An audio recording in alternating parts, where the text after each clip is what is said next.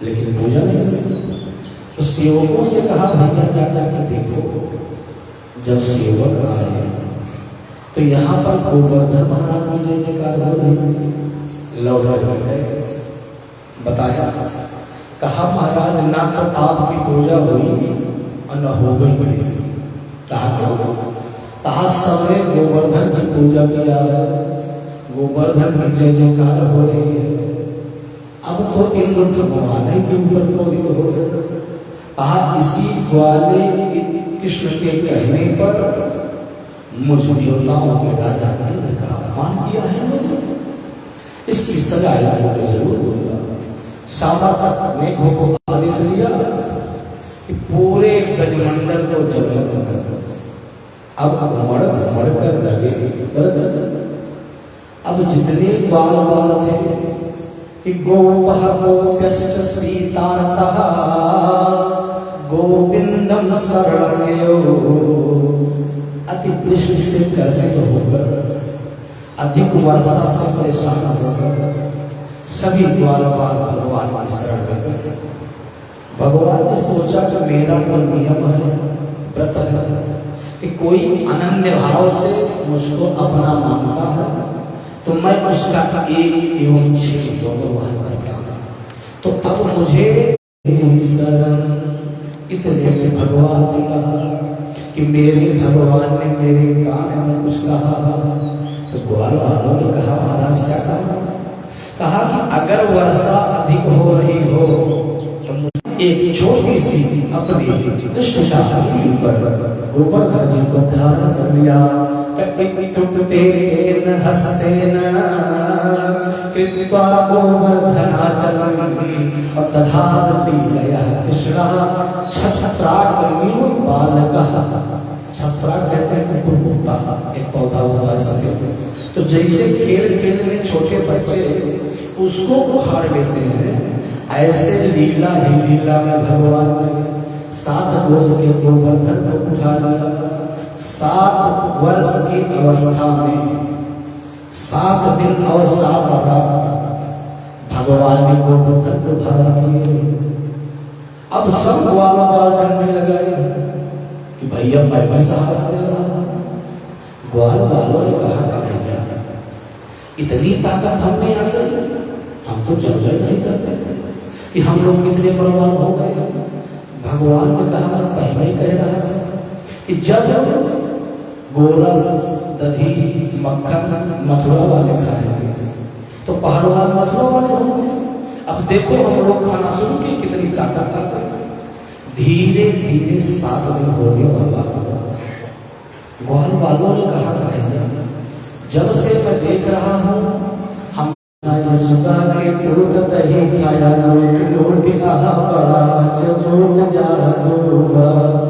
जादूवा चुटकी अंगुलिया में जादूवा सुनताओं के भाई करत रहा जादूवा चुटकी जादूवा। ग्वाल वालों ने कहा निश्चित ही उसकी उंगली में जादू है। नंद बाबा को बुलाया, कहा महाराज आए। कहा हमको तो मालूम नहीं था कि हमारे कुल में एक पहलवान हो गया है। लेकिन नंद बाबा कहा क्या माना?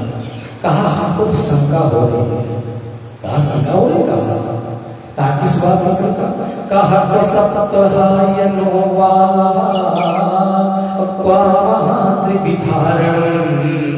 ततो न जायते शंकः ब्रजनाथ तवात्मज। तब आपका बेटा है, हमको शंका हो रही है कि 7 वर्ष की अवस्था में 7 कोस गोवर्धन को उठा लिया, कहीं भगवान तो नहीं है। नंद बाबा ने कहा एक बात, जब गर्गाचार्य जी महाराज आए हुए थे नामकरण करने तो उन्होंने बताया था कि इसका अवतार हर युग में होता है। इसी युग में लाल रंग का होता है, इसी युग में गौर वर्ण का होता है और इस युग में श्याम वर्ण का होगा। और आप लोगों की सभी प्रकार के संकटों से रक्षा करें।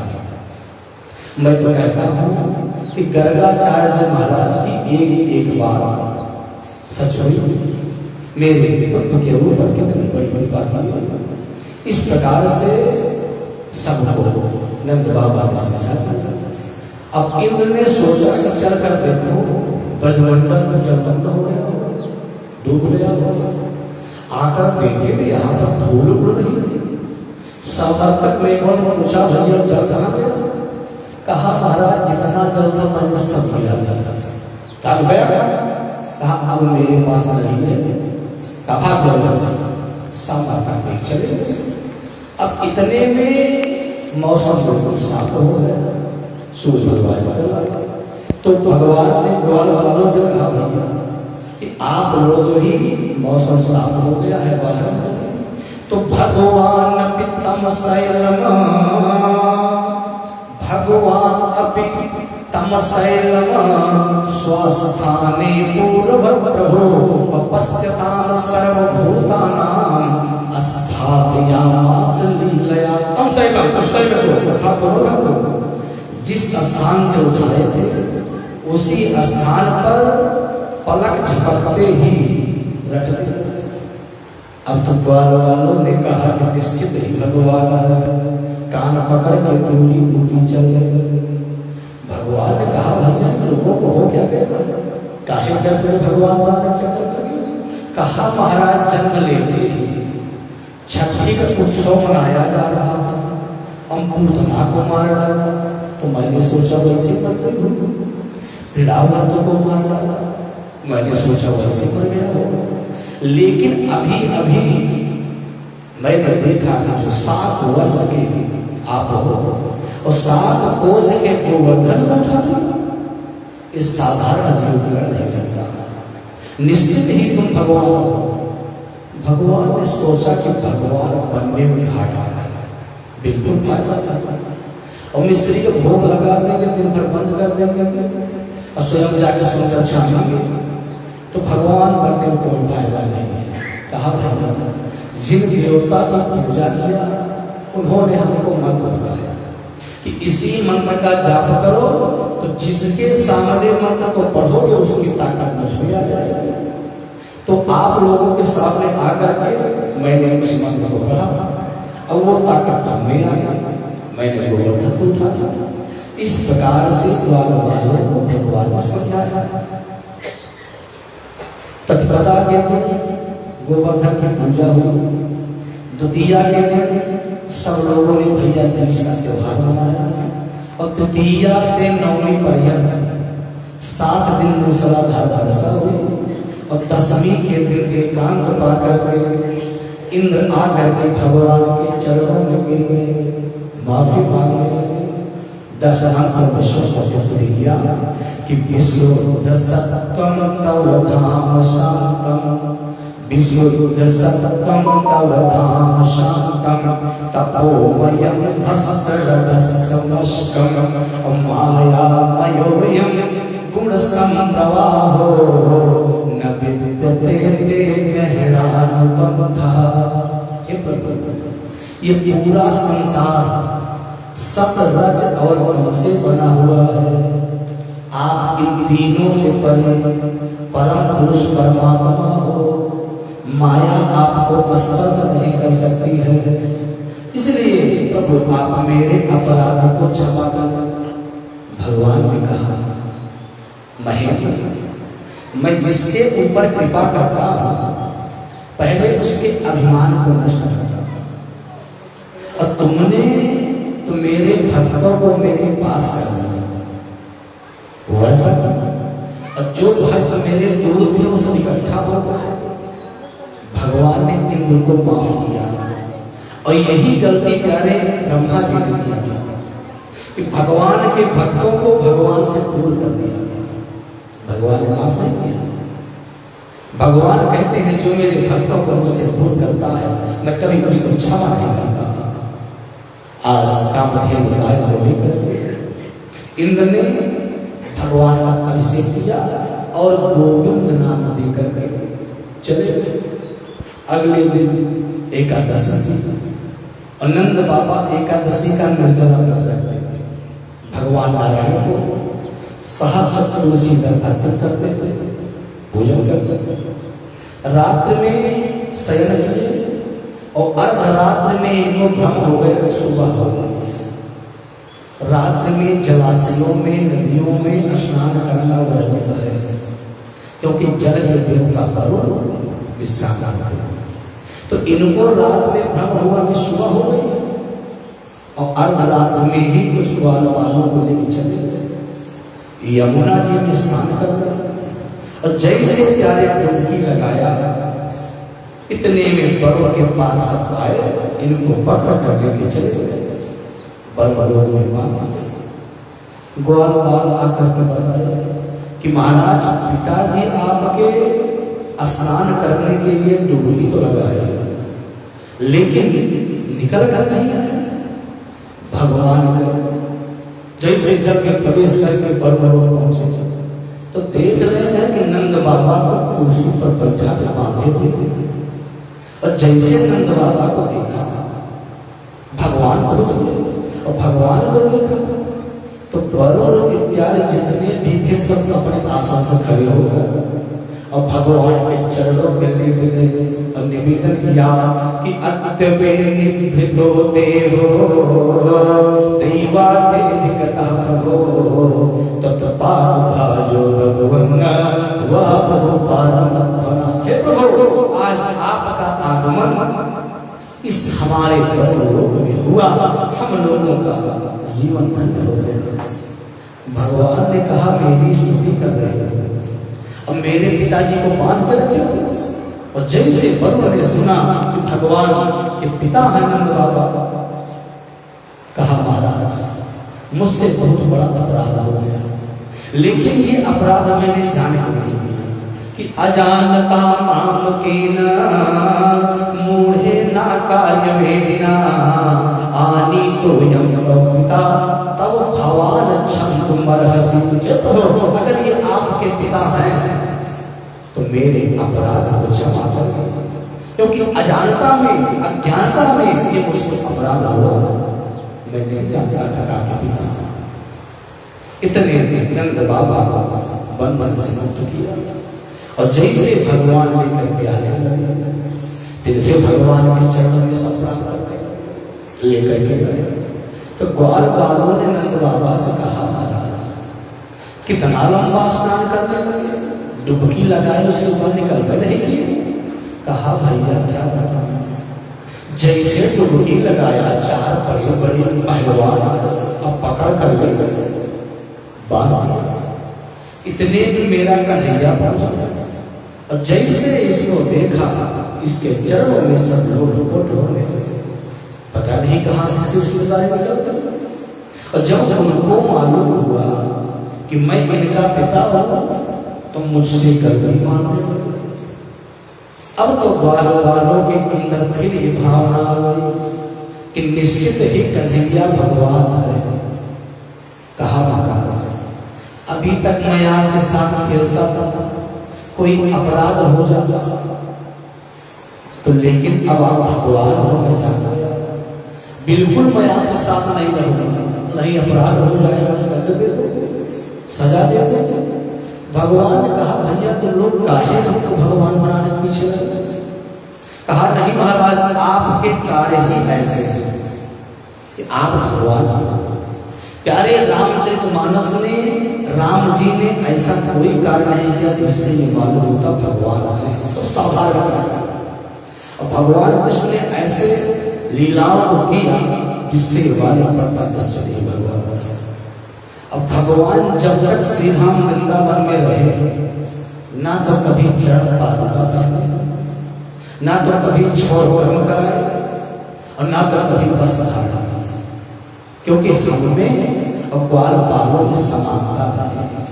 उनको ये ना हो कि ये नंद बाबा के राजा के बेटे हैं, समानता।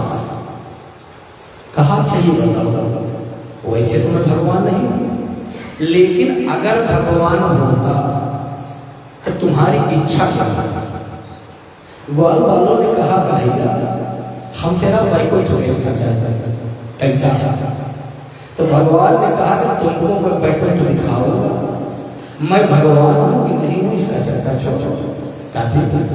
और सबको लेकर के भगवान ब्रह्म कुंड में आए और प्यारे जैसे डुबकी लगाया, देखा तो सब बैकुंठ हो, जैसे अक्रूर जी महाराज को चरण भगवान वाला कराया।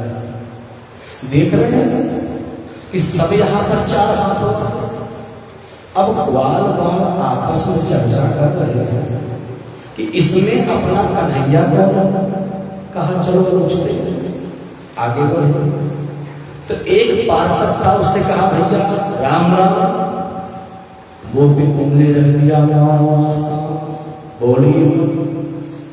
ग्वाल वालों ने कहा कैसा बैकुंठ है, यहाँ तो कोई किसी से बातें नहीं कर रहा। तो दूसरे ग्वाल ने कहा भैया हर जगह की भाषा बोली शैली अलग होती है। वृंदावन चले जाओ तो सब राधे राधे कहते हैं, अगर काशी चले जाओ तो हर हर महादेव कहते हैं, अयोध्या चले जाओ तो जय श्री सीताराम कहते हैं। तो यहाँ की कोई दूसरी भाषा होगी, हम तो आपको नहीं मालूम, इसीलिए कोई नहीं समझ रहा। और आगे बढ़े तो देख रहे हैं कि भगवान 1000 नाग के फल पर बैठ कर सह रहे जाने लगे। तो पार्षदों ने मना किया कि जो भी पूजन अर्चना करना हो सब यहीं से करो, आगे जाता है अनुमति नहीं। अब देखा तो बगल में चतुरानन ब्रह्मा जी खड़े, उस तरफ देखा तो पंचानन भोलेनाथ खड़े। कहा भैया अभी तक तो 4 हाथ ही वाले दिखाई पड़ते, अब तो 4-4, 5-5 मुखों वाले दिखाई पड़ते।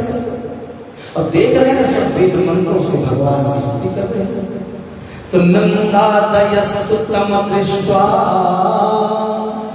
नंदादयस्तु तम दृष्ट्वा परमानंद निवृता कृष्णं च तत्र छंदोभिः स्तूयमानं सुविस्मितः। सुंदर छंदों के द्वारा इस स्तुति को देख करके आत्मसंत हो रहे। लेकिन कहा था इतने ठाठ है तो नहीं करते। 1000 फल वाले नाग तो बैठे, तो 101 फल वाले नाग को काहे करेंगे। लेकिन ये बैकुंठ तो कन्हैया के लिए ठीक है, मेरे लिए तो वृंदावन ठीक है। जैसे प्यारे वृंदावन का ध्यान किया, तुरंत उस ब्रह्म से निकल करके देखा तो कन्हैया बंसी बजाते हुए। भगवान ने कहा वृंदावन बैकुंठ। कहा महाराज बैकुंठ आपका बहुत अच्छा है, लेकिन आप के लिए अच्छा है, हम लोगों के लिए नहीं। वहां ना कोई आपसे बोल सकता ना मिल सकता। और यहाँ वृंदावन में है तो कहीं ना कहीं गाय चराते हुए आप दिखाई पड़ते, हम लोग भी पकड़ कर चलो खेलते। तो एक वृंदावन मेरे लिए बढ़िया है, अब आप बैकुंठ रहेंगे, बैकुंठ आपके लिए ठीक है। इस प्रकार से भगवान को दर्शन कराया।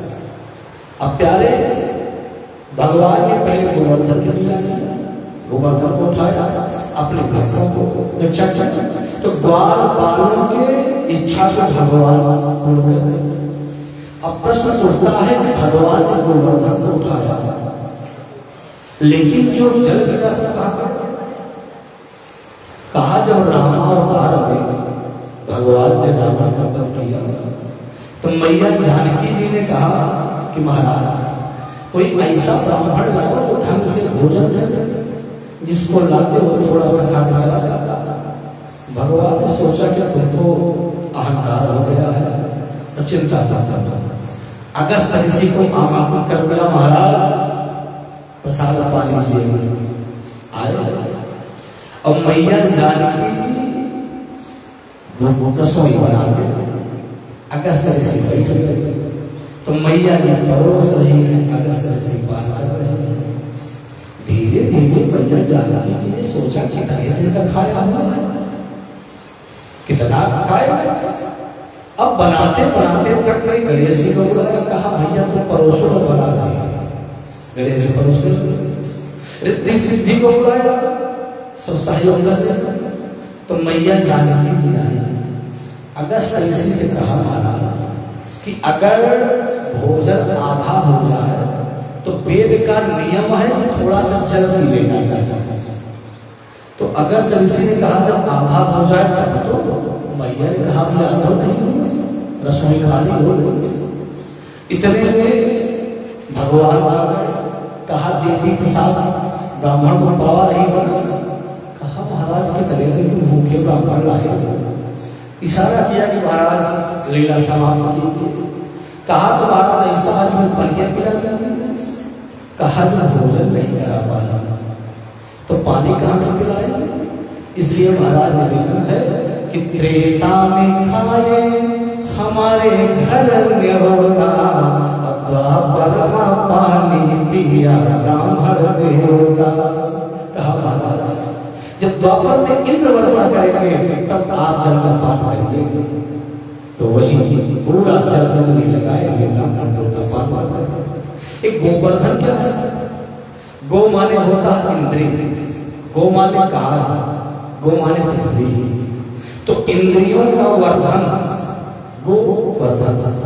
तो इंद्रियों का वर्धन कहां से होता? हृदय, शरीर। तो यही शरीर ही गो वर्धन है। इसको उठाया कौन है? भगवान। कितने दिन तक? 7। 7 दिन तो होते हैं। 7 दिन 7 रात तक भगवान के शरीर को उठाया। कोई कहीं एक्सीडेंट होता है, गिर जाता है, सुरक्षित बच जाता है। अरे भैया ऐसा तेज एक्सीडेंट हुआ लेकिन लग नहीं, क्यों? भगवान रक्षा कर रहे हैं। तो भगवान गोवर्धन को ही क्यों उठाया? अब प्रश्न उठता है और भी पहाड़ रहे होंगे, उनकी पूजा करा देते, उनको उठा। तो जब प्यारे रामावतार में सेतु बंध का निर्माण हो रहा था, नल नील जैसे पत्थर फेंक रहे थे और इधर हनुमान जी महाराज जैसे पत्थर को उठाया गोवर्धन को, उधर से इशारा आया सेतु निर्माण पूर्ण हो चुका है।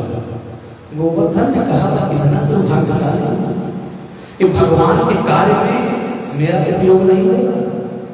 हनुमान जी ने कहा चिंता मत करो, कृष्णावतार में भगवान तुमको अपनी उंगली पर धारण करेंगे। आज वही गोवर्धन महाराज को भगवान उंगली पर बिठाया। तो प्यारे इस प्रकार से भगवान ने लीला किया। अब भगवान के उस ऐश्वर्यपूर्ण लीला का वर्णन सुखदेव बाबा करते हैं, जो गोपियों को आसानित किए हुए हैं। इस शरद की पूर्णिमा में आपके मनोरथ को मैं पूर्ण करूंगा। महाराज का वर्णन प्रारंभ करते हैं। तो भगवान की लीला प्यारे कोई साधारण नहीं है। साधारण लीला समझोगे दोस्त समझ में आएगा। और उस समय भगवान की अवस्था केवल 8 वर्ष। तो 8 वर्ष के बालक में काम भावना संभव होगी। तो जो भगवान की लीलाएं हैं ये साधारण नहीं है, साधारण मनुष्य की लीला नहीं है, ये परमात्मा की लीला। तो भगवान पिता रात्रि सरदो फुल्ल मल्लिका बीक्षरं तुम मनश्चक्रे योग माया उपासितः। शरद पूर्णिमा की रात वैसे सुहावनी होती है। पूर्णिमा की रात तो वैसे अच्छी लगती है, लेकिन शरद पूर्णिमा की रात सुंदर पुष्पों से युक्त। भगवान को श्रुतियों ने स्मृतियों ने बिना मन के बनाया। और जहां मन नहीं है वहां कोई संकल्प नहीं, क्योंकि इच्छाएं तो प्यारे मन में होती है और मन है ही नहीं भगवान के पास, तो इच्छा कहां से होगी? तो भगवान ने मन बनाया कि भगवान भी रात्रि कौन सी शरद पूर्णिमा की रात और कैसी है? इस शरद फुल्ल मल्लिका पुष्पों से सुशोभित। और बीच मन देख कर तुम मनस चक्रे, मन को बनाया किसको आधार बनाकर? योग माया उपासिता, ईश्वरी जी को मन बनाया। और किस चीज का? विहार करने का, रास करने का। और यज्ञ करके सुंदर बंसी बजाई। बंसी तो भगवान ने 2 बार बजाया। एक बार जब भगवान ने बंसी बजाया तो सबके कान में पड़ा। नदियों ने सुना तो जल का बहना रुक गया, पर्वतों में द्रवित हो गए, गला ताला कर गया। लेकिन इस बार जब बंसी को बजाया तो केवल उन्हीं गोपियों के कान में पड़ी जिनका कार्य चीरहरण हुआ था, आवरण लीला इसकी हुई थी। और बंसी की धुन कैसे थी?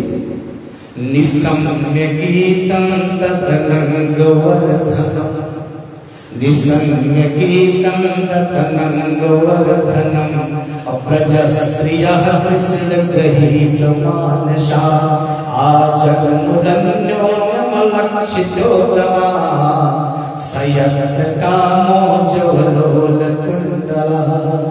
निसम्य गीतम तदनंगवर्धनम, तत् अनंगवर्धनम, कामदेव को उत्तेजित करने वाली बंसी। कोई साधारण नहीं। निसम्य माने सुन करके उस कामदेव को उत्तेजित करने वाली बंसी की धुन सुन करके, और कैसी? कृष्ण गृहीत मानसा, भगवान को प्राप्त करने की इच्छा से और सभी गोपियां चली आई, सब गोपियां।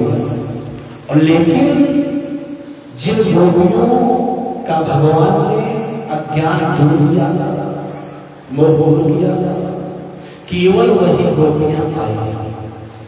एक बार जो गोप रूपी जीव है, इसी की जो बुद्धि रूपी गोपी है, इसी का माया रूपी आवरण जब तक प्यारे भगवान हरण नहीं करते हैं तब तक यह जीव भगवान को प्राप्त नहीं कर पाता, बाहर से नहीं हो सकता। तो ये जो गोपियां हैं महात्मा, जो संसार में रह करके, माया में रह करके माया में लिप्त है, वो जीवात्मा है। और जो माया में रह करके माया से निर्लिप्त है, वो महात्मा है। और प्यारे माया जिसके इशारे पर नाचती है, वही तो परमात्मा। तो ये गोपियां कोई साधारण नहीं, ये महात्मा। और जैसे बंसी की धुन को सुना तो गोपियां जिस स्थिति में थी उसी स्थिति में भागती हुई चली आई।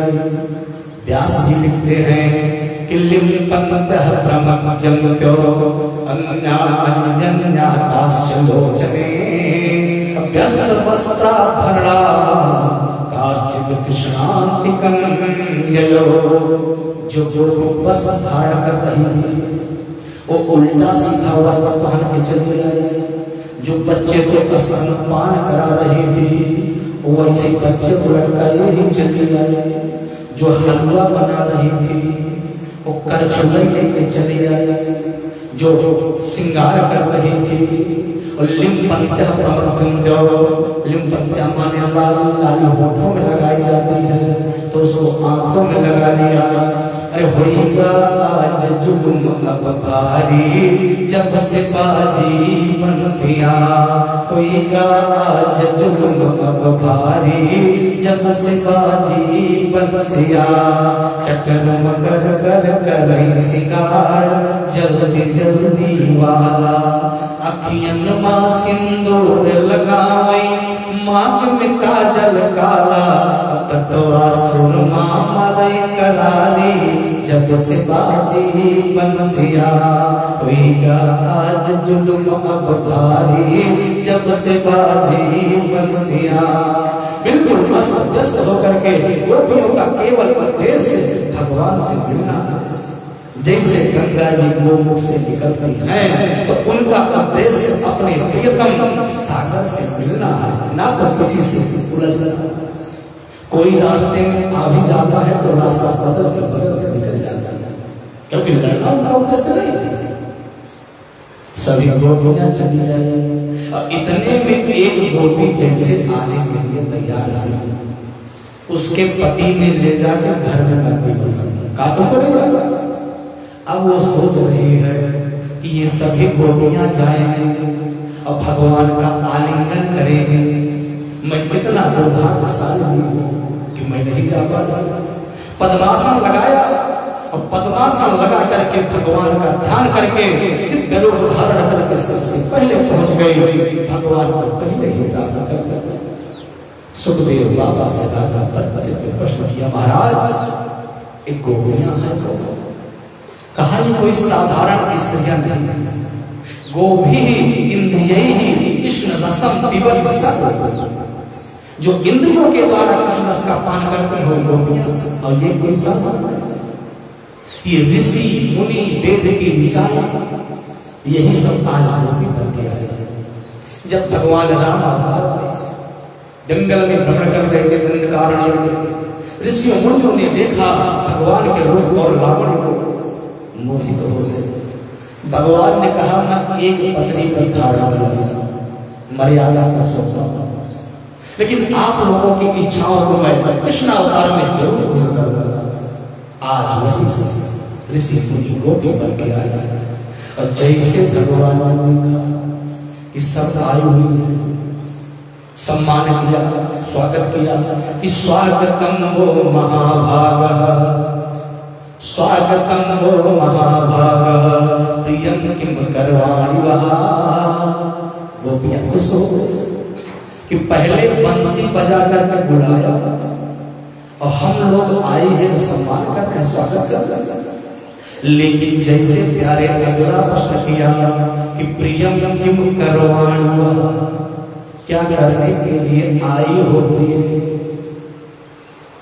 का स्वागतम वो महाभागः, प्रियम किम करवाणि वः, प्रजस्या नामयं कश्चिद् ब्रूतागमन कारणम, ब्रूत आगमन कारणम, आने का कारण बताइए, आगमन कारणम ब्रूत, यहां पर अगर आई हो तो आने का कारण बताओ।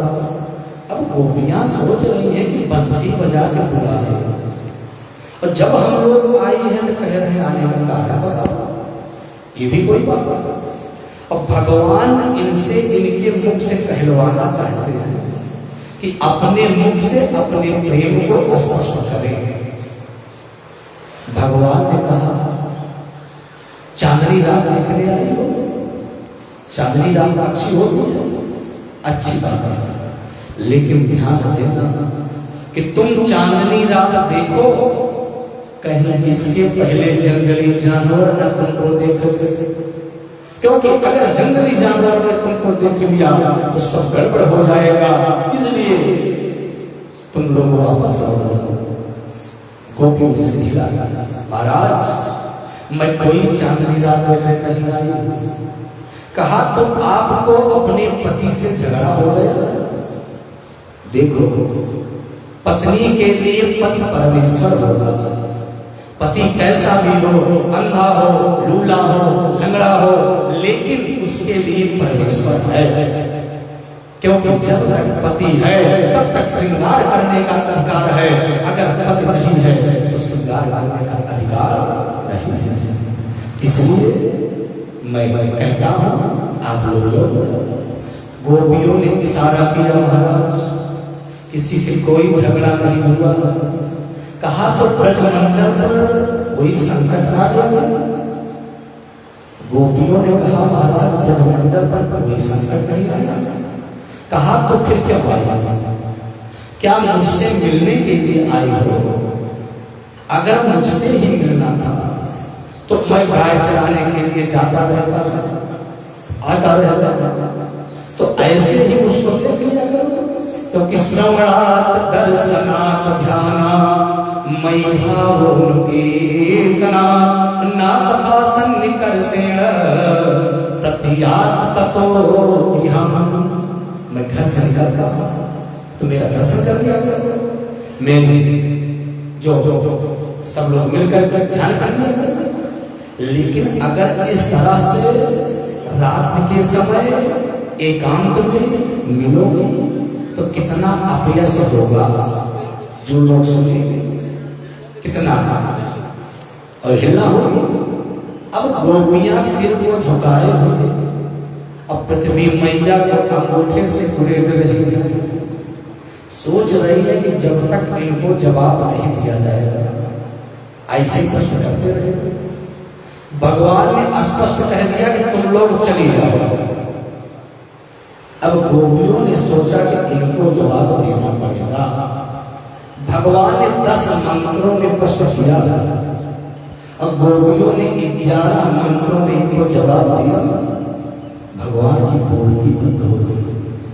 इसी को भागवत जी में प्रणय गीत कहते हैं। सब गोपियों ने मिलकर के कहा कि मयिवं विभोरहति भवांगति तुम नृसिंहं संत्यज सर्व विषयान् तव पादमूलम्। इस प्रकार से आप पूरा करते हैं क्योंकि मैंने सब कुछ त्याग करके आपके चरणों की दासी बनने के लिए आई। मुझको स्वीकार और आपको प्रवचन देने का अधिकार मिला क्योंकि आप भी नहीं लिखे वाला और मैं भी वाले हूं। तो क्या किसी को जबरदस्ती बिठा कर प्रवचन दोगे? कोई सुनना चाहेगा तब तो दोगे। हे प्रभु, हम लोग सब भात बन गए। मेरा हो गया क्योंकि भगवान को भात बहुत प्रिय है। जब भी भोजन की बात आती है दही पोलन, दही और भात। क्यों? क्योंकि भात आसानी से बनता है। पहले धान होता है, धान को मूसल से छिलका निकालते हैं, फिर तपती हुई अग्नि में जल में उसको पकाते हैं, तब उसका एक एक कण गल जाता है तो भात बनता है। तो गोपियां कह रही है महाराज में भात बन चुकी। जो माया का छिलका था विवेक रूपी हथौड़े से पहले उसको निकाला और फिर भगवान की बिरहानी में इसको इतना दबाव कि जो अभिमान है, देहाभिमान, कर्ताभिमान, धनाभिमान, सभी अभिमान नष्ट हो जाए। तो गोपियां कह रही है प्रभु मैं शुद्ध भात बन चुकी हूं, मुझे मेरा भोग लगा। और ये भी नहीं है कि सूखा भात, आपके प्रेम की मिश्री इसमें मिली हुई है। इसलिए प्रभु मैं कहती हूं कि आप मेरा भात लगाई, भोग लगाई कि प्रेम तुमसे किया तो गलत क्या किया, प्रेम तुमसे किया तो गलत क्या किया। जिंदगी ये अब तो तेरे नाम है सामरे, जिंदगी मेरी अब तो तेरे नाम है सामरे। अगर मैंने याद से प्रेम किया है तो इसमें मैंने कोई गलती की है क्या? भगवान ने कहा अगर कोई भात तब खाएगा जब भूख लगी होगी। गोपियों ने कहा महाराज ये भी तो गलत है। कोई कहे भैया भोजन लाएंगे और जब थाली लाया जाए कहे भूखे नहीं। आपने बंसी बजाकर हमको बुलाया और हम लोग आई है तो कह रहे हो ये तो बुरा रहा। भगवान ने कहा एक छोटी सी कथा है मैं सुना रहा, सुनिए। गोपियों ने कहा महाराज सुनाइए। कहा एक सेठ जी थे, वो बहुत पैसा कमाते थे, व्यापारिक कार्य करते थे। तो व्यापारिक कार्य को करके लौटे और बहुत थक गए। अपनी पत्नी के गोदी में सिर पर रख के लेट गए और नींद आ गई। इतने में वहीं पर 6 महीने का बालक खेल रहा था और बगल में चूल्हा जलता और बालक चूल्हे की तरफ जाने लगा। तो सेठानी ने सोचा कि अगर मैं बालक को बचाती हूं तो पतिदेव की नींद टूट जाएगी, तो पातिव्रत का धर्म नष्ट होगा। अगर मैं नहीं बचाती हूं तो मेरा बालक अग्नि में गिर जाएगा, जल जाएगा। लेकिन सेठानी ने सोचा कि बालक गिर जाए तो गिर जाए, लेकिन मैं अपने पतिव्रत धर्म को नष्ट नहीं होने और पति को जगाया। बालक गिरा तो, लेकिन पतिव्रत धर्म के प्रभाव से वह बालक पूर्ण रूप से सुरक्षित रहा। कहा तो कहना क्या चाहिए? भगवान ने कहा इसलिए कह रहा हूं वापस लौट जाओ। और पतियों की सेवा करो। पति ही सब कुछ है, क्योंकि पिया जिसे चाहा है सुहागिन वही है। पिया जिसे चाहे जो चित से उतर जाए अभागिन वही है। पिया जिसे चाहे। बहुत श्रृंगार करके सुहागिन थोड़ी। मैं कहता हूँ, कहा महाराज एक छोटी सी कथा हमने जानी। कहा सुना, कहा एक ब्राह्मण देवता और उनकी पत्नी में प्रेम था। कहा पत्नी प्रेम होनी चाहिए, अच्छी बात है। कहा पत्नी का नियम था कि बिना ब्राह्मण देवता को प्रसाद पवाए स्वयं नहीं पाती थी। अच्छी बात है। कहा ब्राह्मण देवता को कहीं जाना था, एक सप्ताह के बाद। तो ब्राह्मणी ने कहा महाराज मैं कैसे प्रसाद ग्रहण करूँ।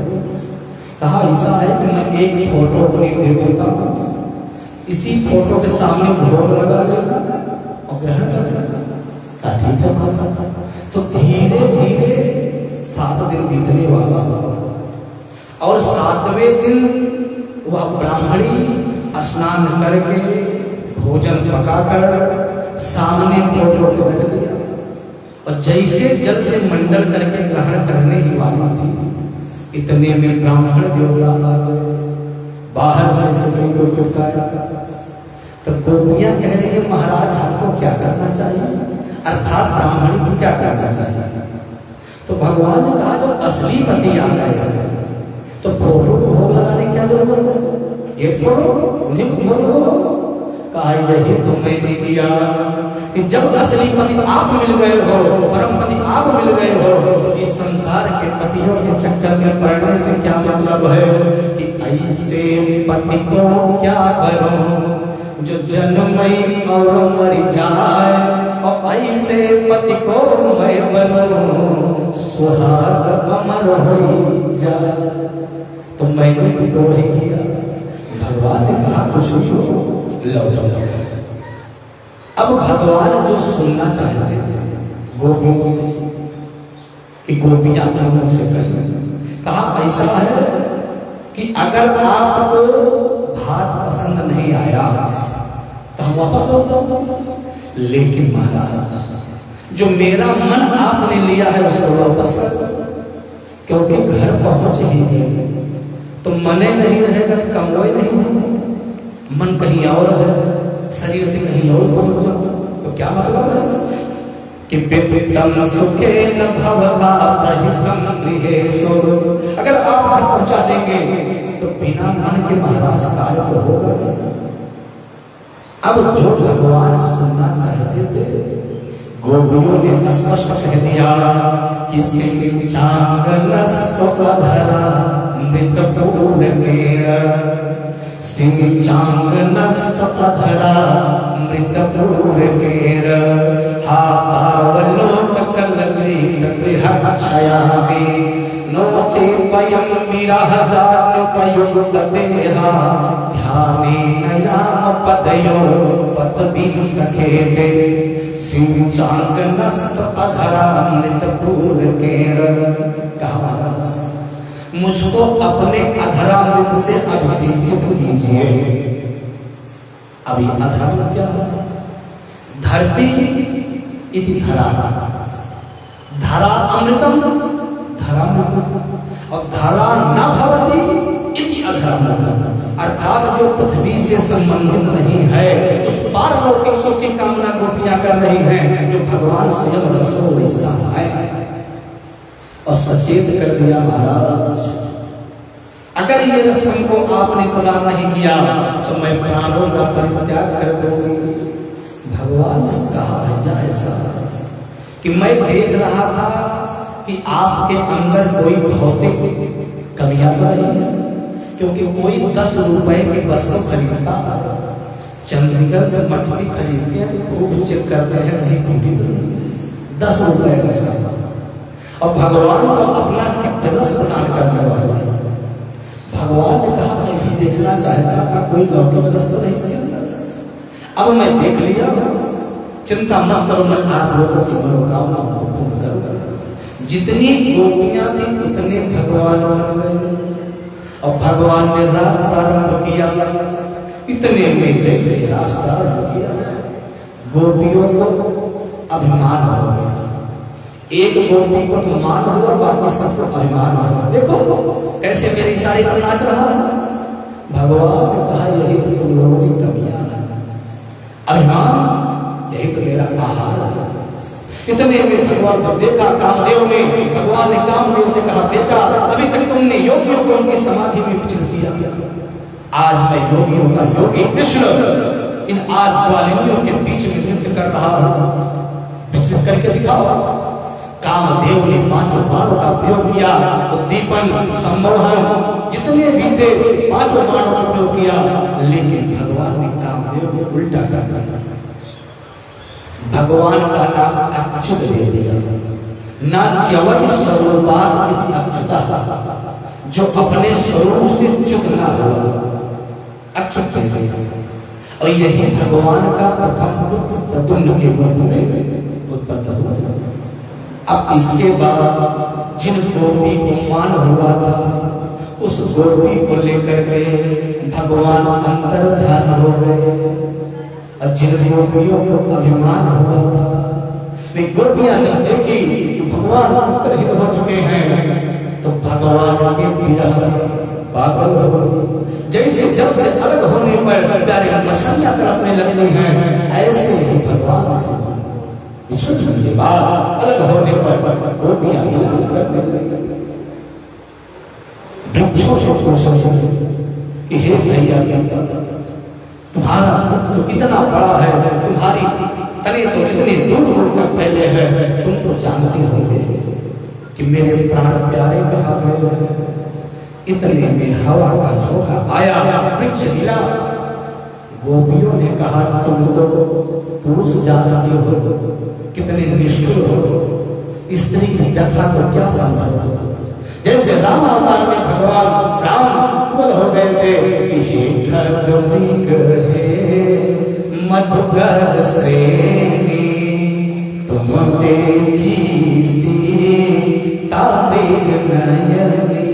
आज यही दशा गोपियों की है। वृक्षों से पूछ रही है, पक्षियों से पूछ रही है। और तो तुलसी जी का सुंदर वृक्ष दिखाई पड़ा। कहा, बहन मेरे प्राण प्यारे, तो तुम्हारे बिना भगवती स्वीकार नहीं करते, तो तुमको तो मरोगे हो। कहा, हवा का झोंका आया, तुलसी का पौधा हिला। कहा, तुम क्यों बताओ, तुम तो मेरी सौगंध हो, तुम कहे बताओ। ऐसे गोपियां मिलाप कर रही हैं कि मुरली बजा के मोहना क्यों कर दिया किनारा, मुरली बजा के मोहना क्यों कर दिया किनारा। अपनों से हाय कैसा त्योहार है तुम्हारा, मुरली बजा के मोहना क्यों कर दिया किनारा। और आगे बढ़े तो सुंदर हरियाली दिखाई पड़ी। पृथ्वी मैया से कहा कि मेरे प्राण प्यारे यहीं कहीं होंगे, क्योंकि इतना तुम रोमांचित हो, इतना हरी भरी हो, तब की होगी। कहा, उसके भी पहले की है। कहा, जब बामना अवतार में आए थे तब की होगी। कहा, उससे भी पहले की है। कहा, जब बराह अवतार में तुमको ले आज ज्यादा नहीं। फिर गोपियों ने सोचा कि भगवान ने जो लीला किया उसी लीला को किया जाए, तो जब हमसे नहीं बनेगा तो आकर के बताएगा। तो जिन लीलाओं को प्यारे भगवान ने किया उन लीलाओं को करना था। एक गोपी पुतला, एक गोपी ने उठा करके गिरा दिया। कहा, मैंने पुतला का भगवान। एक गोपी ने अपनी ओढ़नी को उड़ाने लगी। कहा, मैंने गोवर्धन उठा लिया है, फिर भी भगवान। और आगे तो देख रही है कि आगे कुछ पदचिन्ह दिखाई पड़ रहा है, और उसमें 4 लोगों के जाने का दिखाई पड़ रहा। 4 पैर रास्ते से गए, अब कुछ और आगे बढ़े। तो देखा तो कुछ पुष्प गिरे हुए थे। कहा निश्चित ही कन्हैया ने उस गोपी का श्रृंगार किया है कि केस प्रसादन तत्र कामिन्या करुणाकम और तानि चूड़यताकम उपविष्टविहृभवम। निश्चित ही उस गोपी का श्रृंगार किया। लेकिन प्यारे गोपी कौन है? कहीं सुखदेव जी महाराज ने नाम नहीं लिया। क्यों? सुखदेव जी महाराज राधा रानी के गोदी में खेला करते थे। तो जानते हैं कि जब मैं नाम लूंगा तो 6 महीने की समाधि लग जाएगा। और राजा परीक्षित तो साथ उनका क्या कहीं भी भागवत जी में राधा जी का नाम स्पष्ट रूप से नहीं दिया। पूरे भागवत अन्य माध्यम के द्वारा सा गोपी सा बधू अन्य संबोधन के द्वारा संबोधन किया है, लेकिन प्यारा राधा जी का नाम नहीं दिया। और सुखदेव जी का प्रकट कैसे हुआ? कैसे है? नारद बाबा ने एक बार विचार किया कि मैं जहां चाहता हूं वहां विवाद करा देता हूं और जहां चाहता हूं विवाद शांत करा देता। लेकिन मैं देख रहा हूं कि मैया भवानी में भोले बाबा में विवाद नहीं हो रहा है। सुंदर मुहूर्त निकाला। मुहूर्त का महत्व होता है। अगर सही समय में सही मुहूर्त से कोई कार्य किया जाए तो अगर आपके पास संसाधन नहीं भी है तब भी कार्य पूर्ण हो जाता है। मुहूर्त निकाला। अब भोले बाबा कैलाश पर्वत से कहीं बाहर गए हुए पहुंचे। मैया ने देखा, रे कहा बेटा नारद काफी दिन बाद आए। कहा मैया क्या बात? बड़ी व्यस्तता रहती है, समझिए नहीं देखता। बैठ बैठ। कहा कुछ पानी वाली पियो। कहा मैया मैं आपके पास अपनी गलती की माफी मांगने आया। मैया ने कहा बेटा तुमने गलती ही कहा? किस बात की माफी? कहा मैया मैंने आपका विवाह भोले बाबा के साथ कराया, अगुआ मैं ही नारद बाबा कहा तो बड़ा सुंदर करा दिया, इनसे अच्छा पति और कौन हो ही सकता। कहा मैं भी नहीं जानता था, लेकिन अब मुझको मालूम हुआ कि भोलेनाथ कितने कपटी हैं। अरे नारद तो क्या कह रहा था? भोले बाबा मुझसे इतना प्रेम कर रहे हैं और तू कपटी कह रहा है? कहा मैया मैं भी नहीं जानता था, लेकिन अब मुझको मालूम हुआ कि भोलेनाथ कितने कपटी हैं। कहा नारद जो मंत्र दीक्षा गुरु महाराज कान में देते हैं और वो पति पत्नी को भी नहीं बताता है, लेकिन भोले बाबा वो भी हमको बताते हैं। तो अब कैसे करती है? इतना इसलिए मुझसे कहते हैं। तो नारद जी ने कहा कि पूरा रहस्य छुपाते नहीं हो गया। कहा बिल्कुल।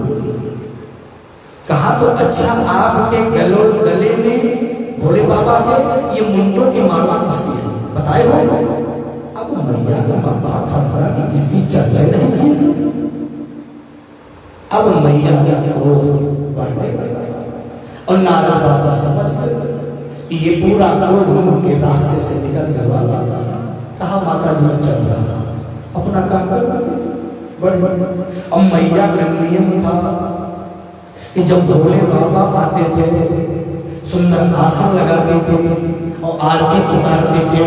ओम जय शिव ओंकारा भोले शिव ओंकारा ब्रह्मा विष्णु सदा शिव जय भोलेनाथ महाशिव हरे धामी धारा ओम हर हर हर महादेव। अब नारद बाबा चले, रास्ते में भोले बाबा मिल गए। कहा महाराज माता जी याद कर रही है। भोले बाबा ने कहा जो आप गए थे याद कर गए। अब मैया शांति से बैठी है, न आरती उतार रही है, न आशाएं बिछाई है। अब भोले बाबा ने सोचा कि हो सकता है ध्यान न दे। कहा देवी सुन रही हो? कुछ बोल गए। भोले बाबा ने सोचा कुछ सोच रही है मन में क्या? कहा अरे देवी नाराज हो गया? कहा नाराज नहीं होगी तो और क्या, इतने कपटी हो, इतना बहस मुझसे छिपाते हो? कहा नाराज आए? कहा आएंगे नहीं, जो भी रहस्य होगा मरमर ही पड़ेगा। भगवान ने कहा तुम जानना चाहते हो ये क्या है? कहा जितनी बार तुम मरी वो सब आपके मुंडों की माला पर पहन लेगा। मैया की आंखों से सवाल आने लगा कि मुझसे इतना कि मैं मर जाता हूँ मेरे मुंडों की माला गले में धारण कर लेता। कहा महाराज मैं 108 बार मर चुकी हूँ, आप जीवित हो? बोले बाबा ने कहा करालम महाकाल काल, मेरा नाम सुनने से काल काम हो जाता है, मैं मरूंगा। कहा तो महाराज ये कौन सी बात है कि पत्नी बार बार मरे तो पति जीवित नहीं, रहस्य क्या है? कहा मैं अमर कथा करूंगा।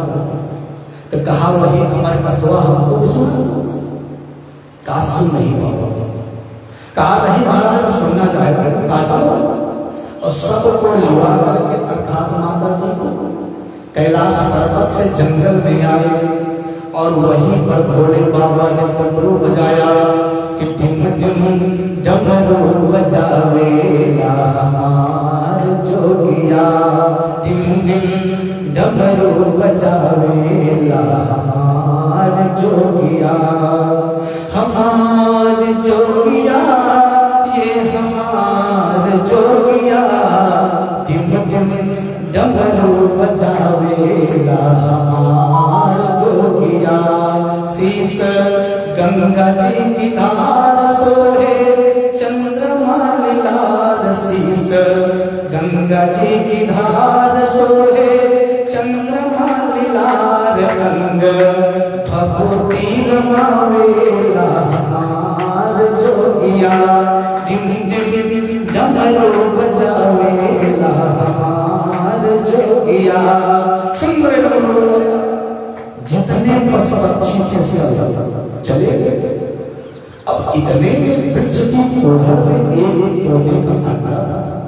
अब अंडा कैसे जाया, वही पर पड़ा रह गया। अब भगवान भोले बाबा ने मैया से कहा चलो सुंदर आसन देखा वृक्ष की, टेक लगा कर वृक्ष में बैठ गई मैया। और जैसे भोले बाबा ने मंगलाचरण किया वो अंडवा फूट के तोता बन गया बच्चा। और मैया से भोले बाबा ने कहा देवी सुन रही हो? तो मैया ने कहा तो तू सुन। और तोते का स्वभाव है कि नकल बहुत करता।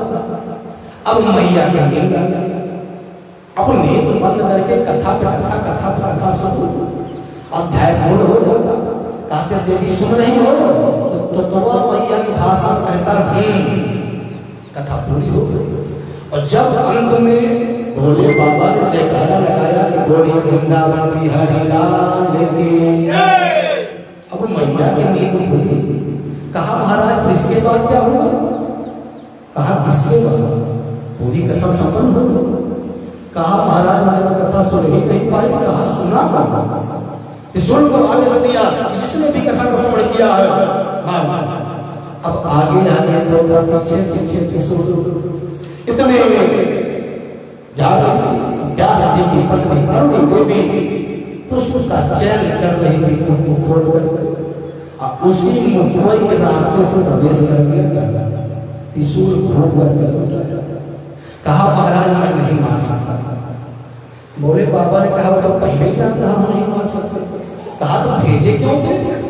कहा यही जानना चाहता था कि तोतवा पूरी कथा सुना है या नहीं।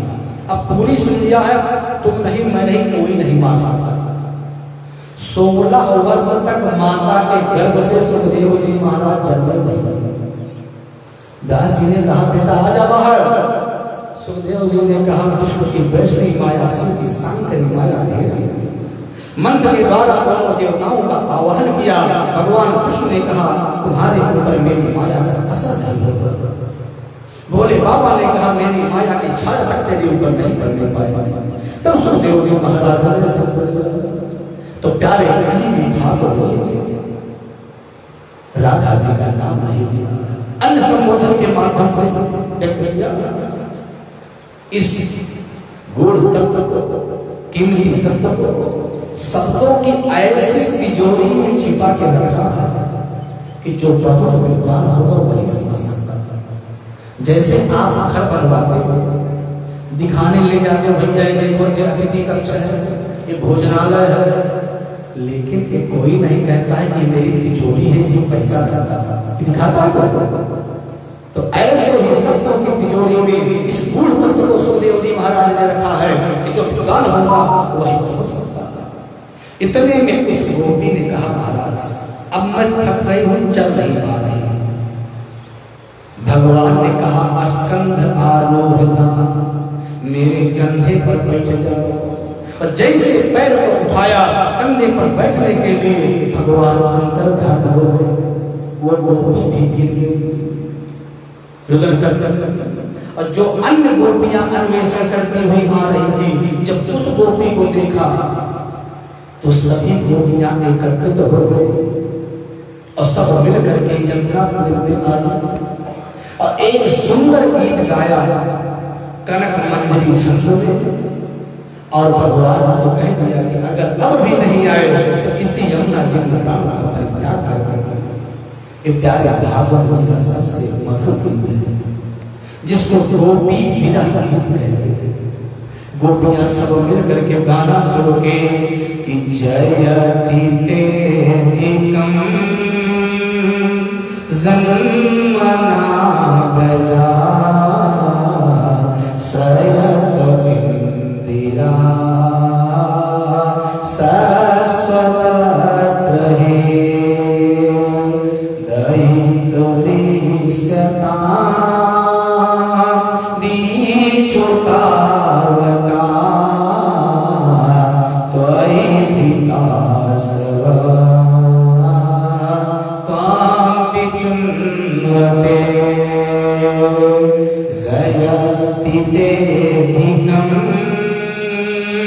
जन्मना व्रजा सयत इंदिरा शाश्वत रहे। कहा जयत ते अधिकम जन्मना व्रजा, आपके इस ब्रजमंडल में जन्म लेने से यहाँ की व्रज का महत्व अधिक बढ़ गया है महाराज। क्योंकि बड़े बड़े योगी जो आपसे मिलने के लिए जाते थे, वैकुंठ में लाइन लगाना पड़ता था, लेकिन यहाँ पर कहीं न कहीं गायों को चराते हुए मिल ही जाते हो। और जो धन की देवी है इंदिरा, जो चपला है, कहीं स्थिर नहीं रहती है, आपके आने से वो भी स्थिर हो गई है महाराज। और सुंदर भाव किया कि दैत्य भीष्यता दीक्षुता होगा। क्या आपको नहीं दिखाई पड़ता? हम लोग जंगल जंगल आपको खोजने के लिए भटक रहे हैं। प्रतिज्ञा तो बहुत करते हो कि जो अनन्य भाव से हम उसको अपना लेता उसकी योग क्षेत्र को वहन करता। मैं जंगल जंगल भटक रही हूँ महाराज, क्या आपको दिखाई नहीं पड़ रहा? ये आपके स्वभाव के विपरीत है। मेरा प्राण रूपी पक्षी आपके पिंजरे में कैद है महाराज। जब यमराज उसको लेने के लिए आते हैं तो उनको खाली हाथ ही लौटना पड़ता है, क्योंकि मेरा प्राण रूपी पक्षी तो आपके पिंजरे में कैद है। कहा महाराज, अगर इस प्रकार से आपको मारना ही था तो बड़े बड़े राक्षस पूतना आदि सब मर गए, आपको हत्या का अधिकार नहीं मिलता। क्या जान से मारना ही मृत्यु है? इस प्रकार से तो आप करता है जैसे कोई बकरे को खूब खिलाए और उसके बाद उसकी बलि दे दे। ये कौन सी बात है? न तो नेह किम बधा, कहा अपने हाथ से लगाया हुआ कोई कटीला कुछ भी नहीं खाता।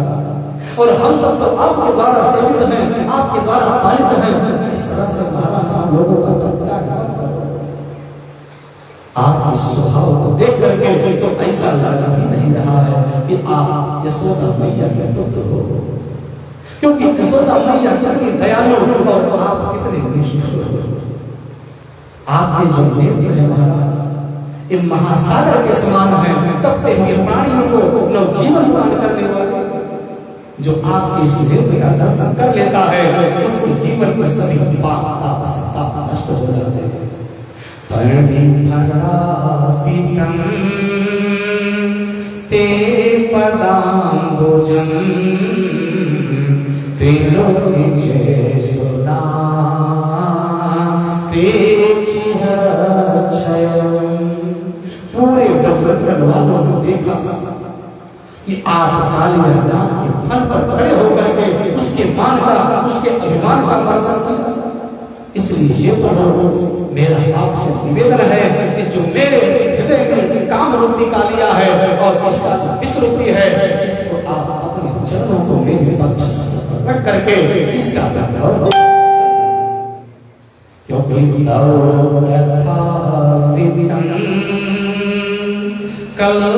कल्मषापहं